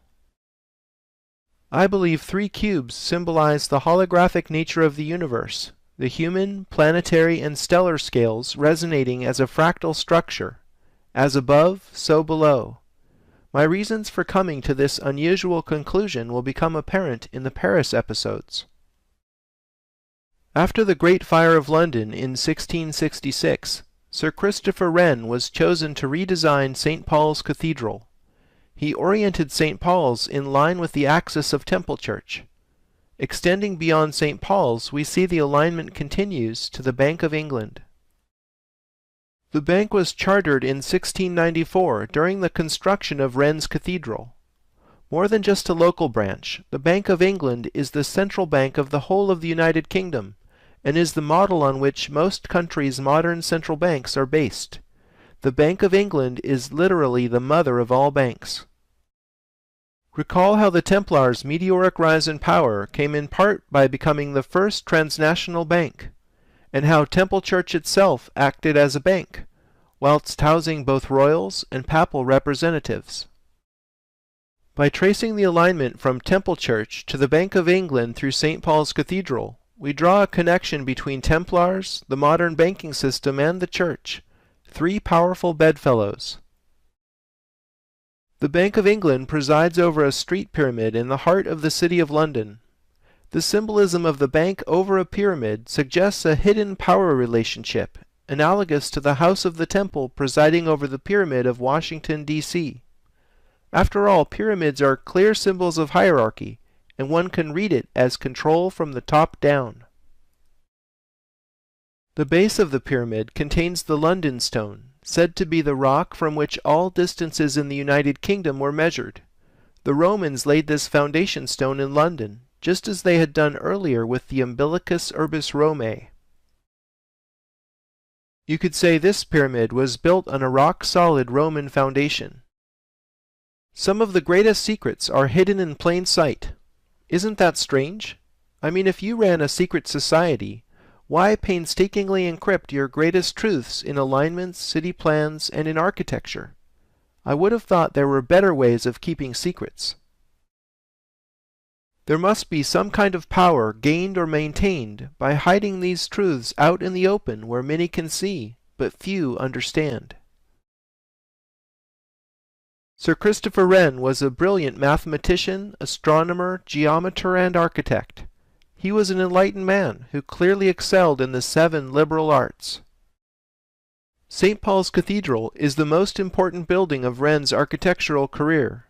Stephen Skinner pointed out in his book Sacred Geometry that the length of St. Paul's, including its entrance steps, measures 555 feet, and that this distance is equal to the height of the Washington Monument. Recall how triple sixes and fives are encoded in this singular measure, as 6,660 inches equals 555 feet. St. Paul's length therefore symbolizes the relationship between macrocosm and microcosm. The distance from the floor of the cathedral to the top of the cross on its dome is 365 feet, matching the height and symbolism of the Sun Tower at Chartres. St. Paul's is one of the few places we're not surprised to see the English foot used as the unit of measure. Trying to decipher London from another angle, I was looking at Buckingham Palace and wondering about the perfectly straight axis called the Mall in front of it. Wanting to trace where this obvious gesture leads, I need to ask, where does the royal axis go? It appears that the Mall leads to the Admiralty Arch, but then the axis seems to fade away in the confusion of buildings along the Strand. Or does it? Tracing the axis beginning at Buckingham Palace, passing over the Victoria Memorial, traveling along the Mall, going under the Admiralty Arch and through the buildings on the Strand, the axis arrives precisely at Temple Bar. Temple Bar was a gate designed by Sir Christopher Wren to ceremonially bar access to the City of London. It got the name Temple from being directly in front of the Templar compound. The temple was taken over by the Inns of Court after the Templars were ousted in 1307. The Middle Temple and Outer Temple are 2 of the Inns of Court to which all barristers in England must today belong. In fact, the phrase the bar, meaning the legal profession as a whole, can be traced back to Temple Bar. Wren's Gate is no longer there, but tradition and the law remain. Traditionally, the Lord Mayor would offer the sword of state to the Queen when she passed through the gate as a token of loyalty. It is a little-known legal fact that the monarch may not enter the City of London without the permission of the Lord Mayor of London. What's up with that? I always thought the Queen was the one in charge. You might be surprised to learn that the Lord Mayor is not the Mayor of London, nor is the City of London the same as Greater London. Confused? The law can do that. The person the Queen bows to is the Lord Mayor of London. He's the guy who runs the City of London Corporation, a tiny private jurisdiction that covers only about 1 square mile. The wealthiest square mile on earth, as it's often referred to, is the sovereign state within Greater London, whose boundary closely follows the ancient Roman walls of Londinium. In Isaac Newton's day, there were more than 200,000 souls living within the square mile, but now that figure is down to less than 10,000. Today, the tiny city of London has become a leading center of global finance. Other powerful sovereign cities within cities that come to mind are, of course, the United Nations headquarters and Vatican City. Let's see if you can guess the final city in my world tour. Here we are over a semi-public urban park. I was drawn to this place when I read it had a small Egyptian pyramid folly, 9 gates, and a 5th-generation watchman who lives in the diminutive rotunda building right here. 5 generations of watchmen living in a tiny pavilion must be motivated to guard something pretty interesting. The informal layout and curving walkways say English Garden, but having been immersed in London, something bigger popped out at me: the shape of the park. It closely matches the ancient walls of the City of London. This park was built by the richest man in the country, who was also a king's cousin. He was a lover of all things English, an enemy of all things royalist.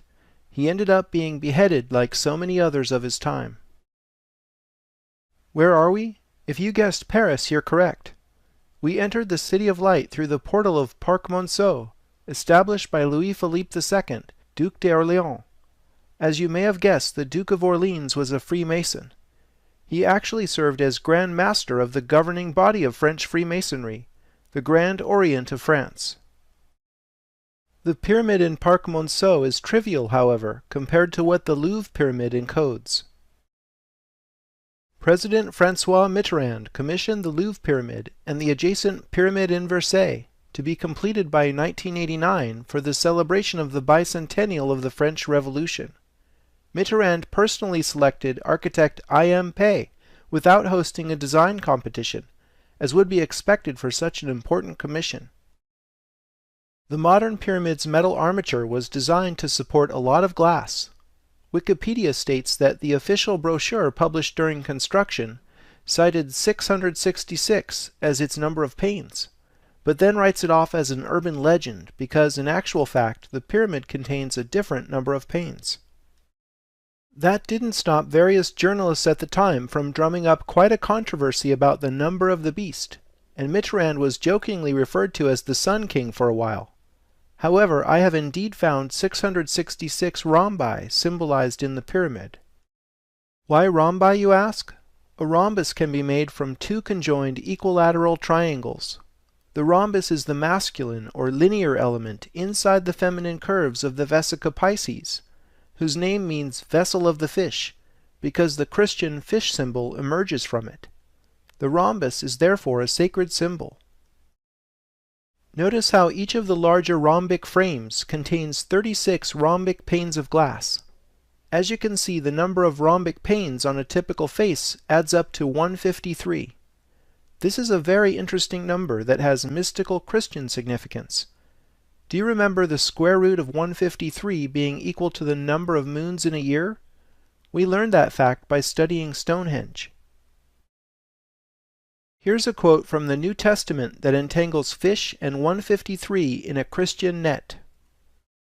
Simon Peter went up, and drew the net to land full of great fishes, 153, and for all there were so many, yet was not the net broken.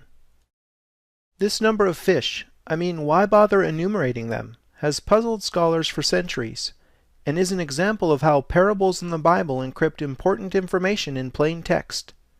Here's Jesus describing his practice of hiding information in symbols. He answered and said unto them, Because it is given unto you to know the mysteries of the kingdom of heaven, but to them it is not given. Therefore I speak to them in parables, because they seeing see not, and hearing they hear not, neither do they understand. Tabulating the additional triangles and converting them to rhombi, and then adding the number of rhombic frames, we get 166.5 symbolic rhombi in a typical face, and 4 such faces equals 666. Let's look at the actual Bible quote and see what it tells us in regard to the infamous number of the beast. Here is wisdom. Let him that hath understanding count the number of the beast, for it is the number of a man, and his number is 666. Why man is called a beast should be obvious by what humans are doing to this planet's natural environment. We may be bestial in our unenlightened state, but this is beside the point I'm making. The beast here is not Satan, but man. In particular, the Louvre pyramid is about a man. Robert Bauval had a stunning realization described in the book Talisman. He realized the historic core of Paris is correlated with the temples of Luxor and Karnak in Egypt. Luxor and Karnak are adjacent ancient temples. Bauval observed that the 6-degree angle between the axes of Luxor and Karnak matched the 6-degree bend in the Louvre. The Temple of Luxor is the one with the embedded 6-degree angle. I went a step further and laid the Luxor ground plan over the Louvre and the Tuileries garden. The Tuileries was laid out by Le Notre at the request of Louis XIV. We see this direct correlation only when the temple plan is mirrored. Might the Sun King's intention have been for Paris to be the mirror of Luxor? Validation that the Temple of Luxor was used as a design template is the fact that the obelisk erected in the Place de la Concorde is from the very same Temple of Luxor. After the Revolution, the Luxor obelisk replaced the guillotine in what became known as the Place de la Concorde. In an outstanding act of engineering, the obelisk was erected by the aforementioned Duke of Orleans' son, who many years after the 1789 Revolution became the last king of France. The important thing to recognize here is that the French obsession with Hermetic symbolism passed through the Revolution completely unscathed. In the early 20th century, modern French alchemist Schwaller de Lubicz lived in Luxor for 15 years. Out of his intensive study came the book The Temple of Man, wherein he showed how the Temple of Luxor represents the body of a man. Now we're really on to something. I see the head here, the neck, the heart, all the way to the small chambers of the intestines here. The obelisk is of course his erect phallus. The ancient Egyptians related the cult of the phallus with the dismemberment of Osiris. Next I overlaid the most famous depiction of the human body ever made, Leonardo da Vinci's Vitruvian Man.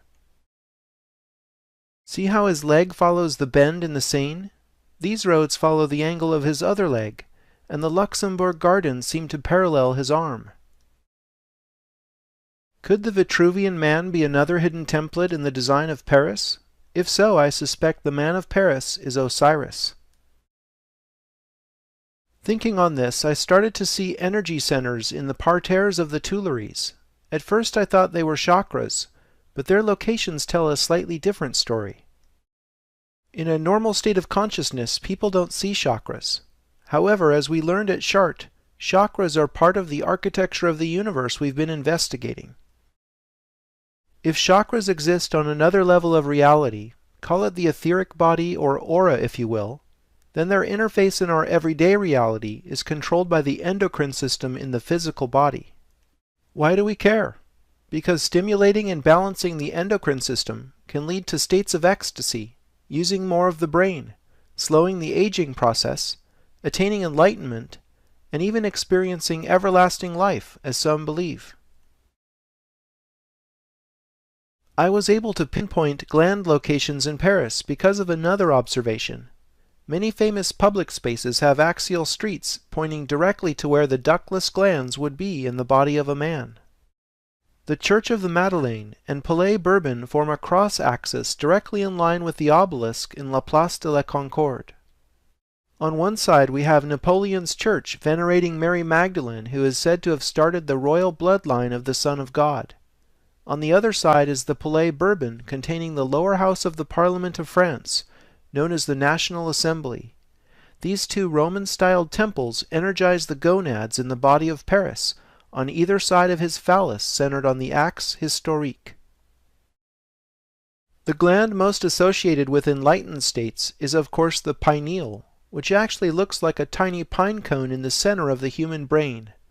This colossal pine cone is in the courtyard of the Belvedere in the Vatican, a name which recalls the affluent town of the same name overlooking San Francisco. The pine cone is flanked by two peacocks, which are ancient symbols of resurrection that predate Christianity.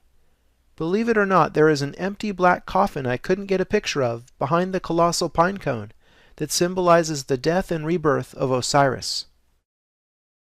The pine cone in the private courtyard is actually a 1st century bronze that used to act as a fountain in front of the Temple of Isis in ancient Rome. In the Renaissance, Sixtus V built the library wing that closed off the courtyard, perhaps in order to hide pagan symbols not easily explained by the Catholic Church. The pineal gland of Paris marks one endpoint of a line starting at the Paris Observatory, whose construction was incidentally authorized by Louis XIV. This axis passes directly through the French Senate and the Luxembourg Gardens. This cosmic connection to enlightenment is not lost on me. Also notable is the fact that nothing aligns with the thymus or throat chakra. As the throat is associated with speaking and communication, it seems appropriate nothing should energize this center if secrecy is to be maintained. Each of the other alignments is an interesting case study for further analysis. Parc Monceau is right under the Vitruvian man's foot. His outstretched leg seems to point directly at the rotunda building where the gatekeeper lives. The tiny rotunda was designed by architect Claude Nicolas Ledoux, an interesting figure to be sure. Ledoux built 63 toll barrier buildings in the city wall built around Paris in the Ancien Regime to collect taxes. This tax wall was universally hated and was torn down during the Revolution. When the Paris Metro was built, it made sense to dig up the city where the extra space for the wall had been, so Metro Lines 2 and 6 follow the tax wall boundary. Only 3 of Ledoux's tax structures remain today, and the rotunda in Parc Monceau is one of them. I submit that it's no accident that precisely these Ledoux buildings were left intact.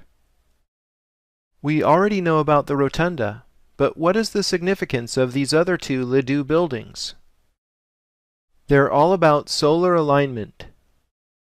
The red line pointing to the Rotunda de la Villette in Place Stalingrad precisely marks the azimuth of summer solstice sunrise. Look at how this water channel continues the alignment. Some other examples of this alignment we've seen before are the line connecting the Vatican obelisk with the obelisk in Piazza del Popolo, and in the orientation of Chartres Cathedral. The green line pointing to the Barrière d'Enfer, or Gate of Hell, is oriented appropriately due south.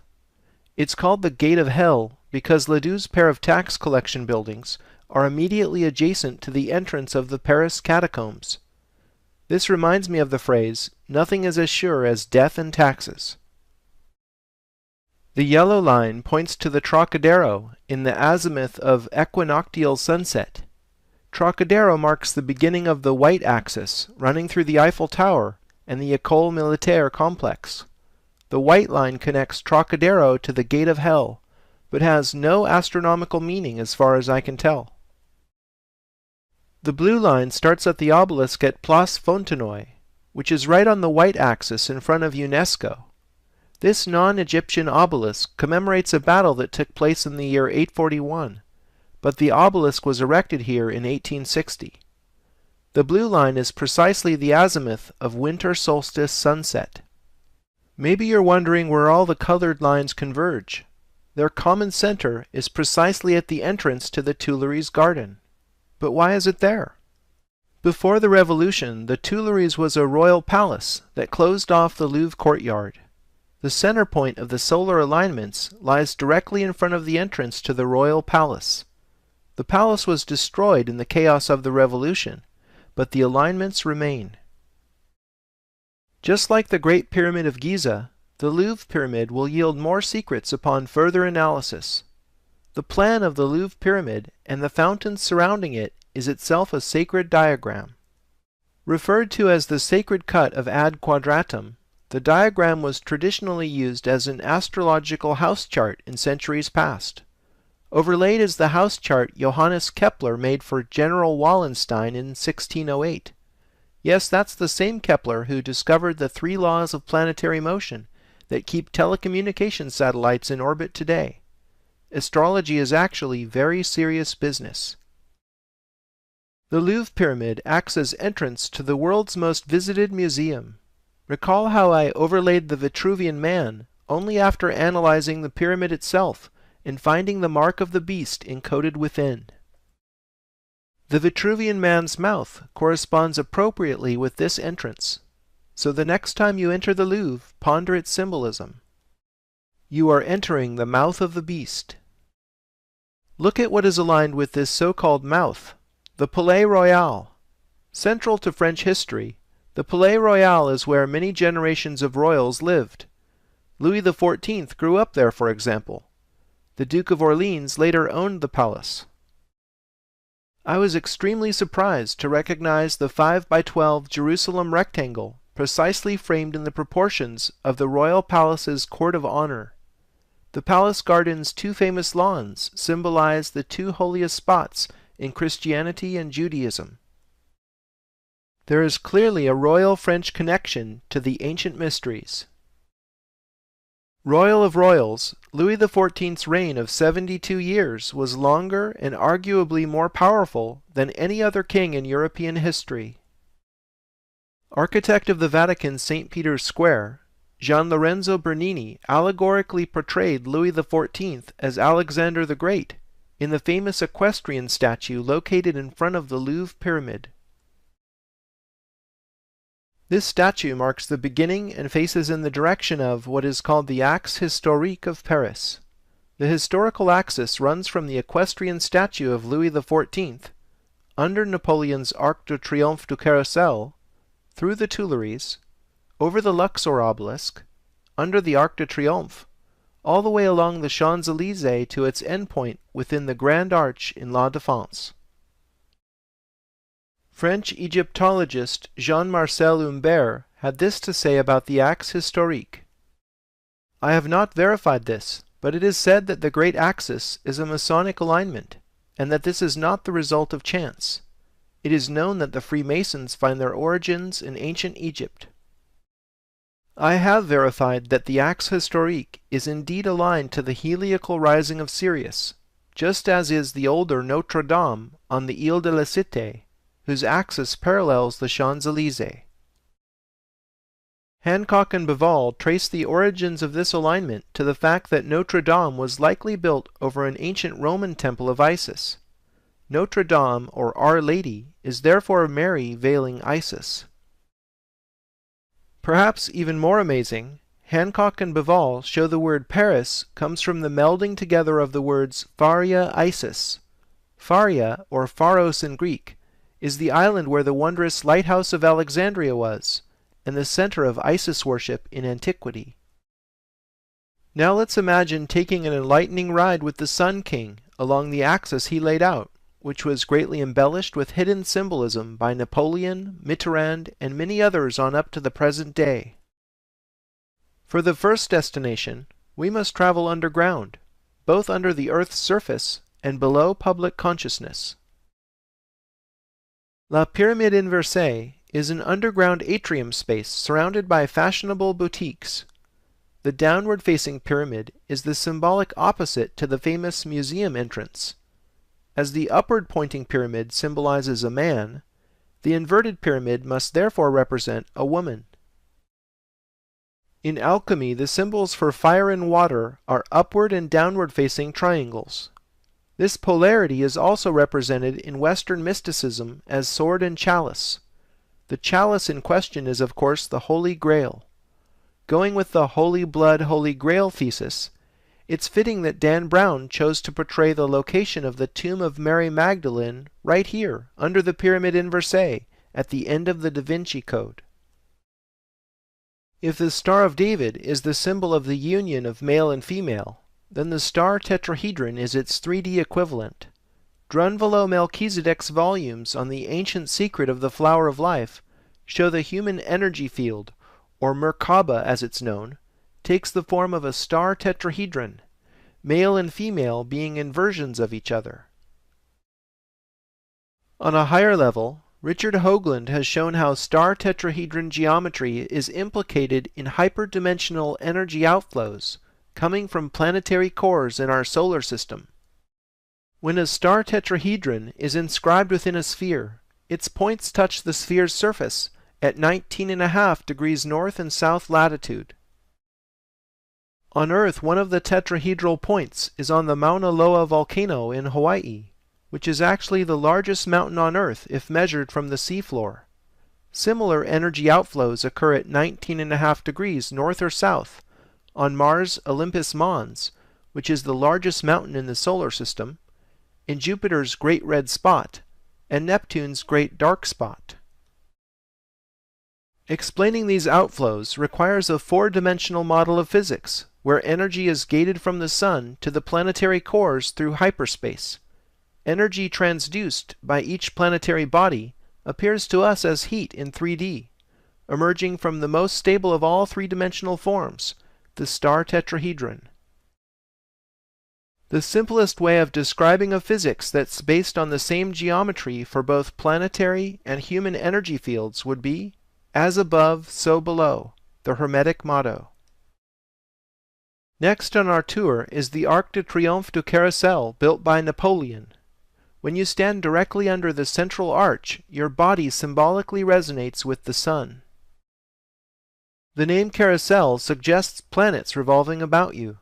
The 12 hedges representing constellations of the zodiac radiate like rays of the sun from exactly where you are standing. In addition to the official allegory of peace being guided by Napoleon's victories, the chariot drawn by 4 horses on top of the arch could just as well be read as the ancient depiction of Helios, drawn by 4 horses. The oval that terminates the hedges symbolizes Kepler's scientific discovery that planets have elliptical orbits, and the square hedges must be the 2 foci of the ellipse. Napoleon was most obviously interested in correlating the human body with the sun. Le Notre laid out the Tuileries garden at the request of the Sun King. The garden's proportions, fountains, and parterre patterns amazingly fit the Jerusalem rectangle. See how the fountains are tangent to the X's?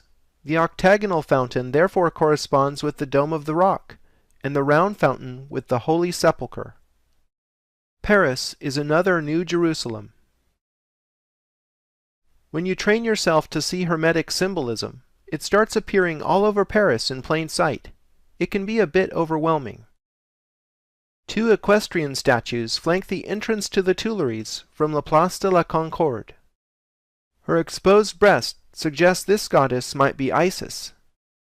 The other rider is Mercury, holding the staff of Osiris, or Caduceus, which has become the symbol of the medical profession. Here's another possible Isis in the garden, and another Mercury. This golden boy is the genie of Paris atop the July column commemorating the Revolution of 1830. The genie is Mercury himself. The first time Hermetic symbolism had come completely out into the open in France was during the 1789 Revolution. Here's the Declaration of the Rights of Man depicting the all-seeing eye of the Supreme Being. Incidentally, this design was influenced by Benjamin Franklin, who is something of a Freemasonic celebrity in Paris at the time. Franklin helped design the Great Seal of the United States, which bears the same all-seeing eye. In time for the celebration of the heliacal rising of Sirius in 1793, this fountain was erected in La Place de la Bastille. The famous artist Jacques-Louis David sculpted the Fountain of Regeneration, with Isis even wearing an Egyptian headdress. The water streaming out of her breasts recalls the image of Saint Bernard de Clairvaux receiving milk from the Virgin. And how can we forget this view? The Eiffel Tower as Phallus of Osiris, with the Statue of Liberty replica on the Seine as his sister bride. The largest square in Paris is up next on the Isis axis. Believe it or not, La Place de la Concorde has an area of precisely 86,400 square meters. Remember the 864-foot-high Transamerica Pyramid and the 864,000 feet from Stonehenge to Silbury Hill? You see, it doesn't matter if we're talking metric or imperial units with shifted decimal places. What matters are the numbers.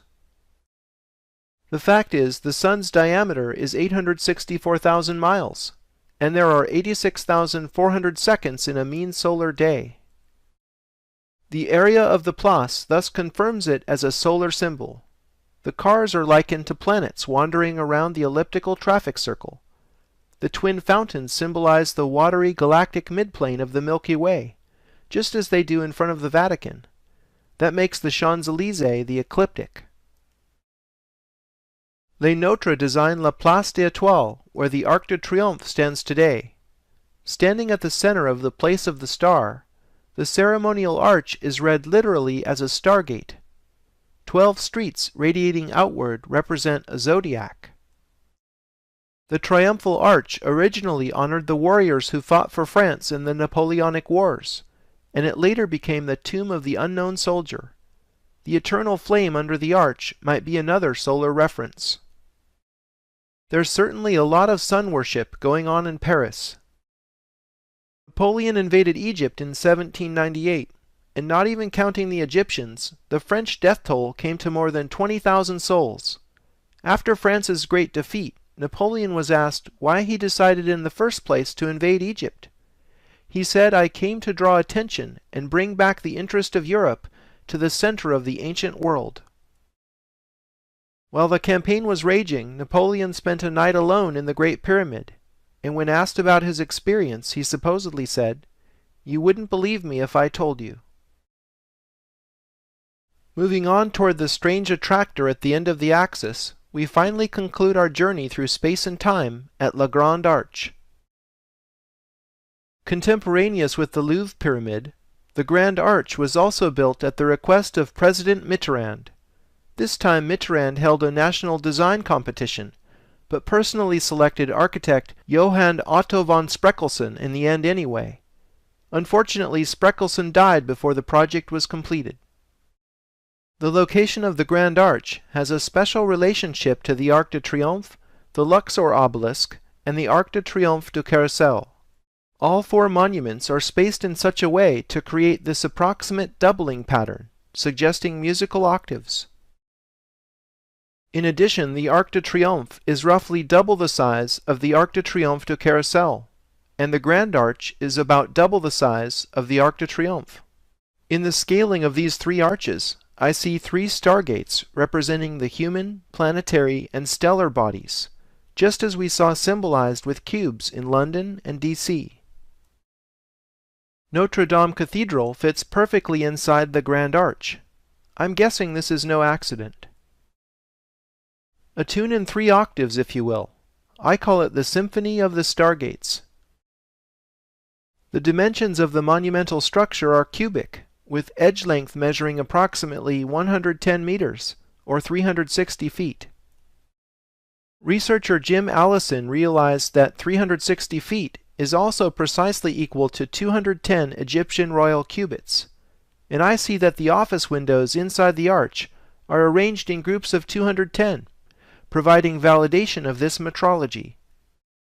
The exterior side's symbolic measure depicts 22/7 in meters. 22/7 is, of course, an approximation of pi. 12 columns internally support the structure, and a zodiac is literally depicted in the basement floor, making the arch yet another form of sun worship. The sides of the monumental arch actually contain some 40,000 square meters of office space. Multi-purpose rooms in the basement measure 400 square meters each. These numbers got me thinking. 40,000 and 400 are very interesting numbers. To appreciate this, let's start with the metric system. The metric system was originally defined by measuring the Earth. The original prime meridian passed through the Paris Observatory and continued all the way around the Earth. This circumference was defined as 40,000 kilometers in the 18th century, and this served to define the metric system.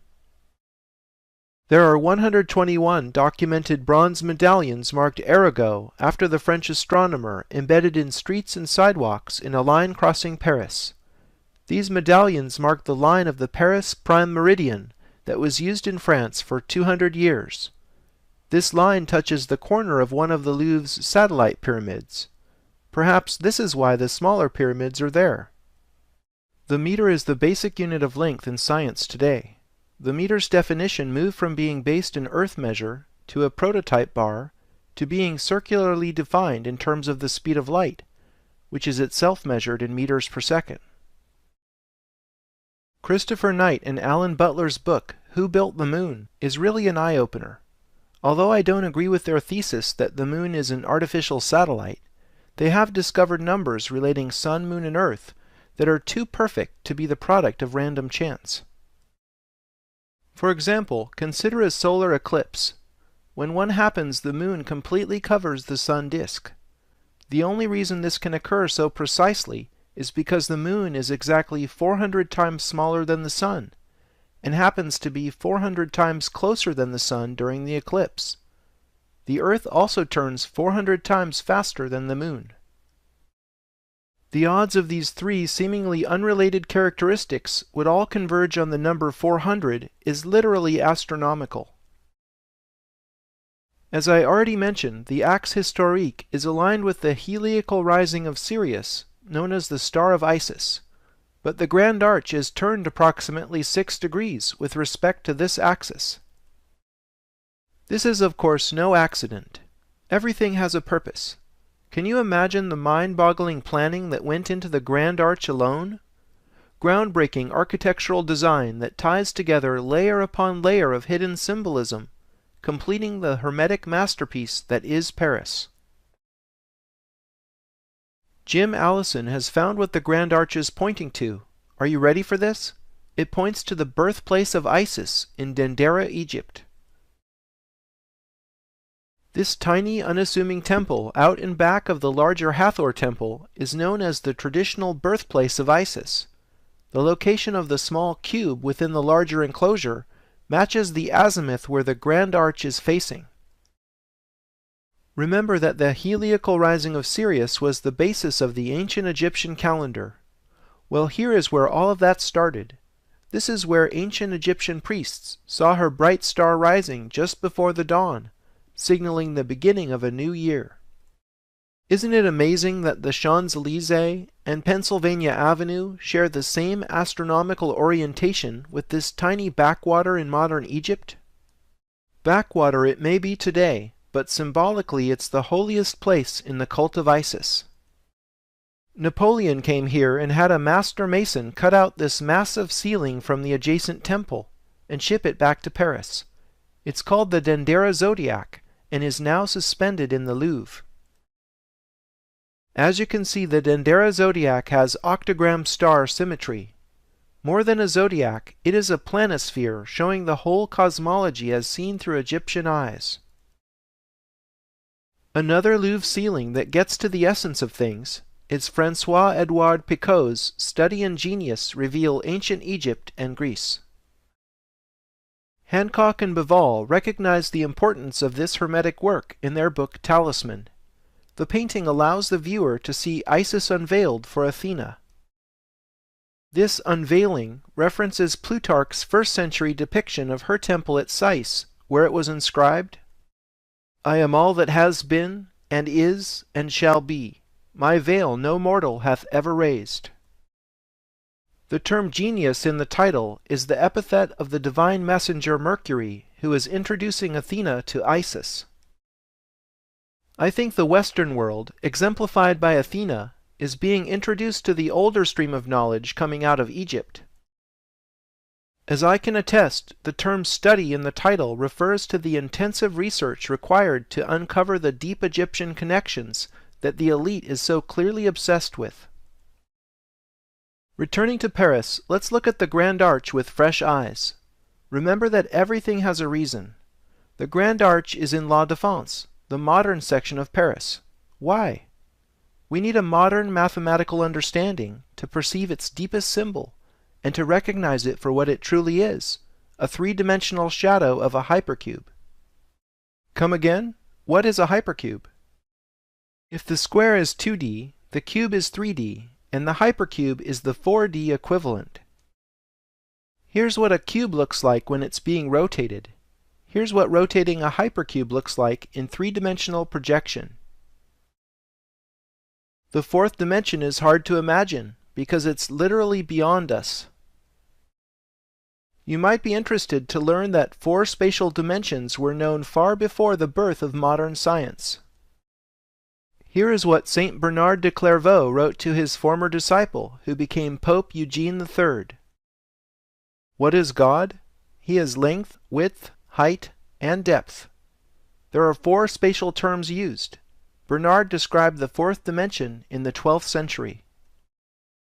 St. Paul also described 4 dimensions in the 1st century.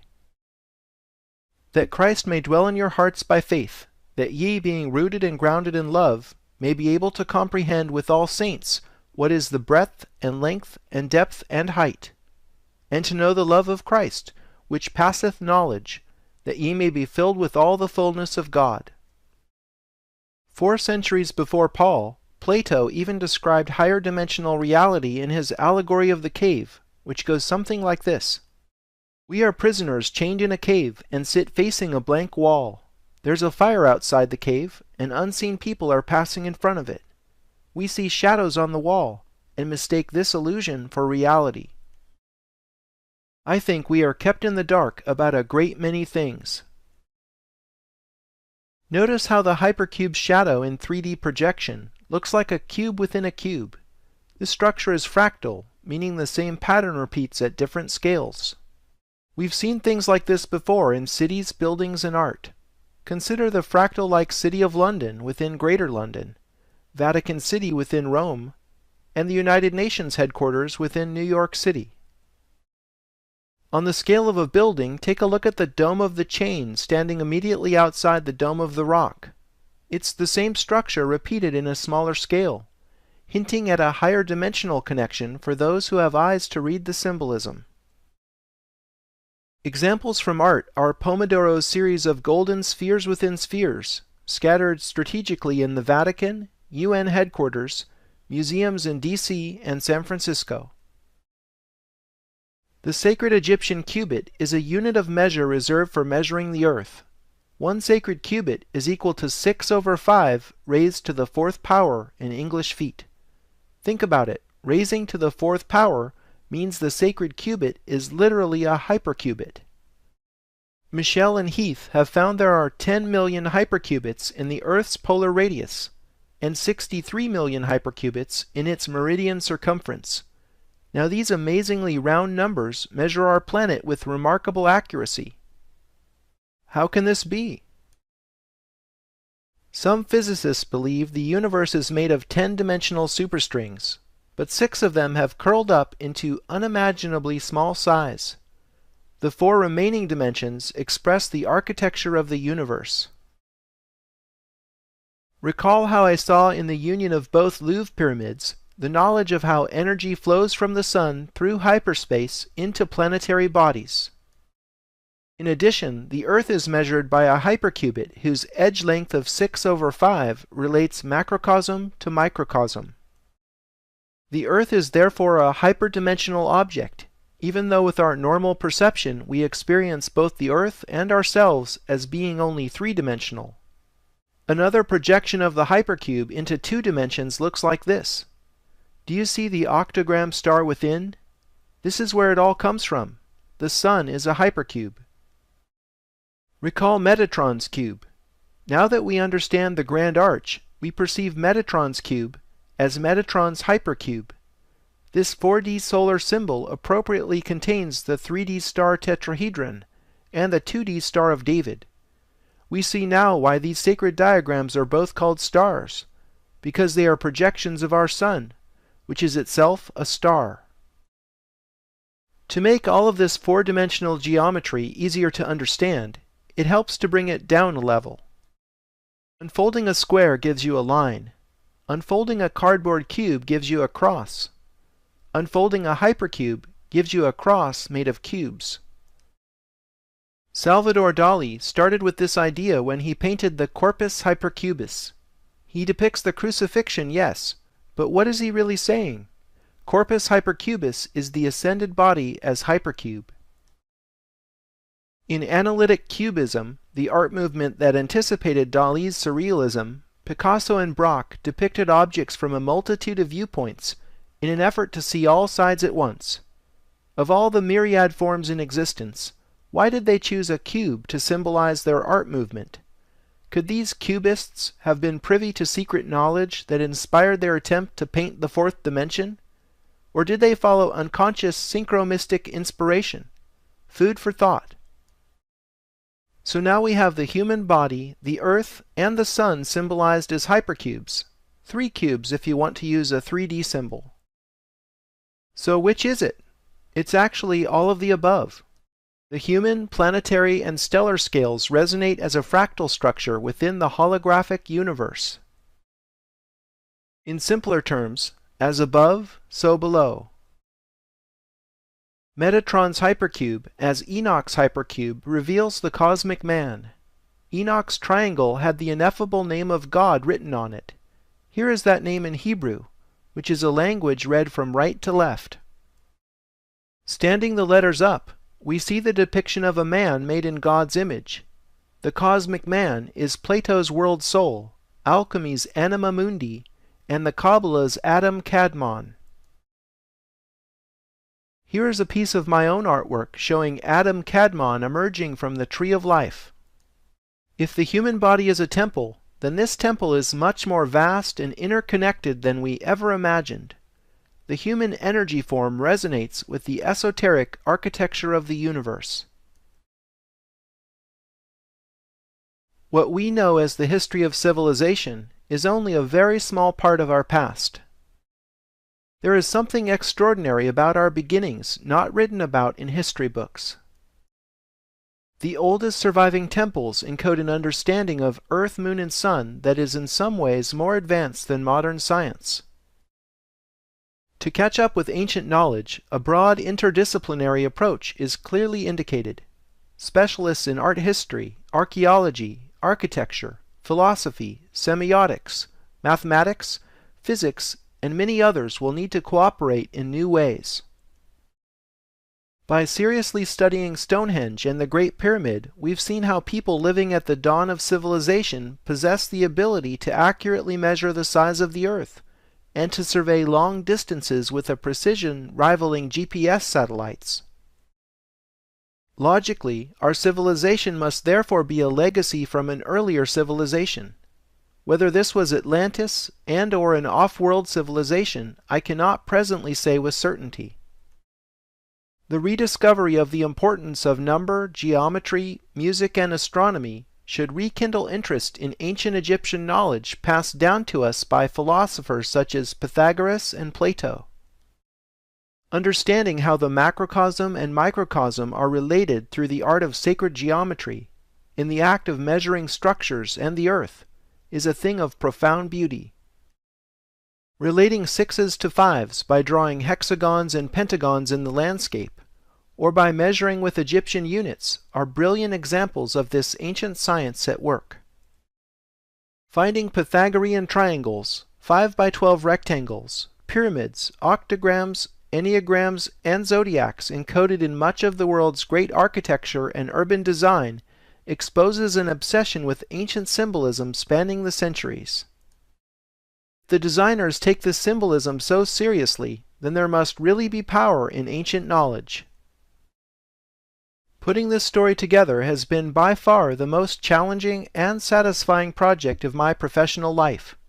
I hope you've enjoyed it, and I invite your participation in uncovering more secrets in plain sight. This is Scott Onstadt, and I thank you for sharing my journey.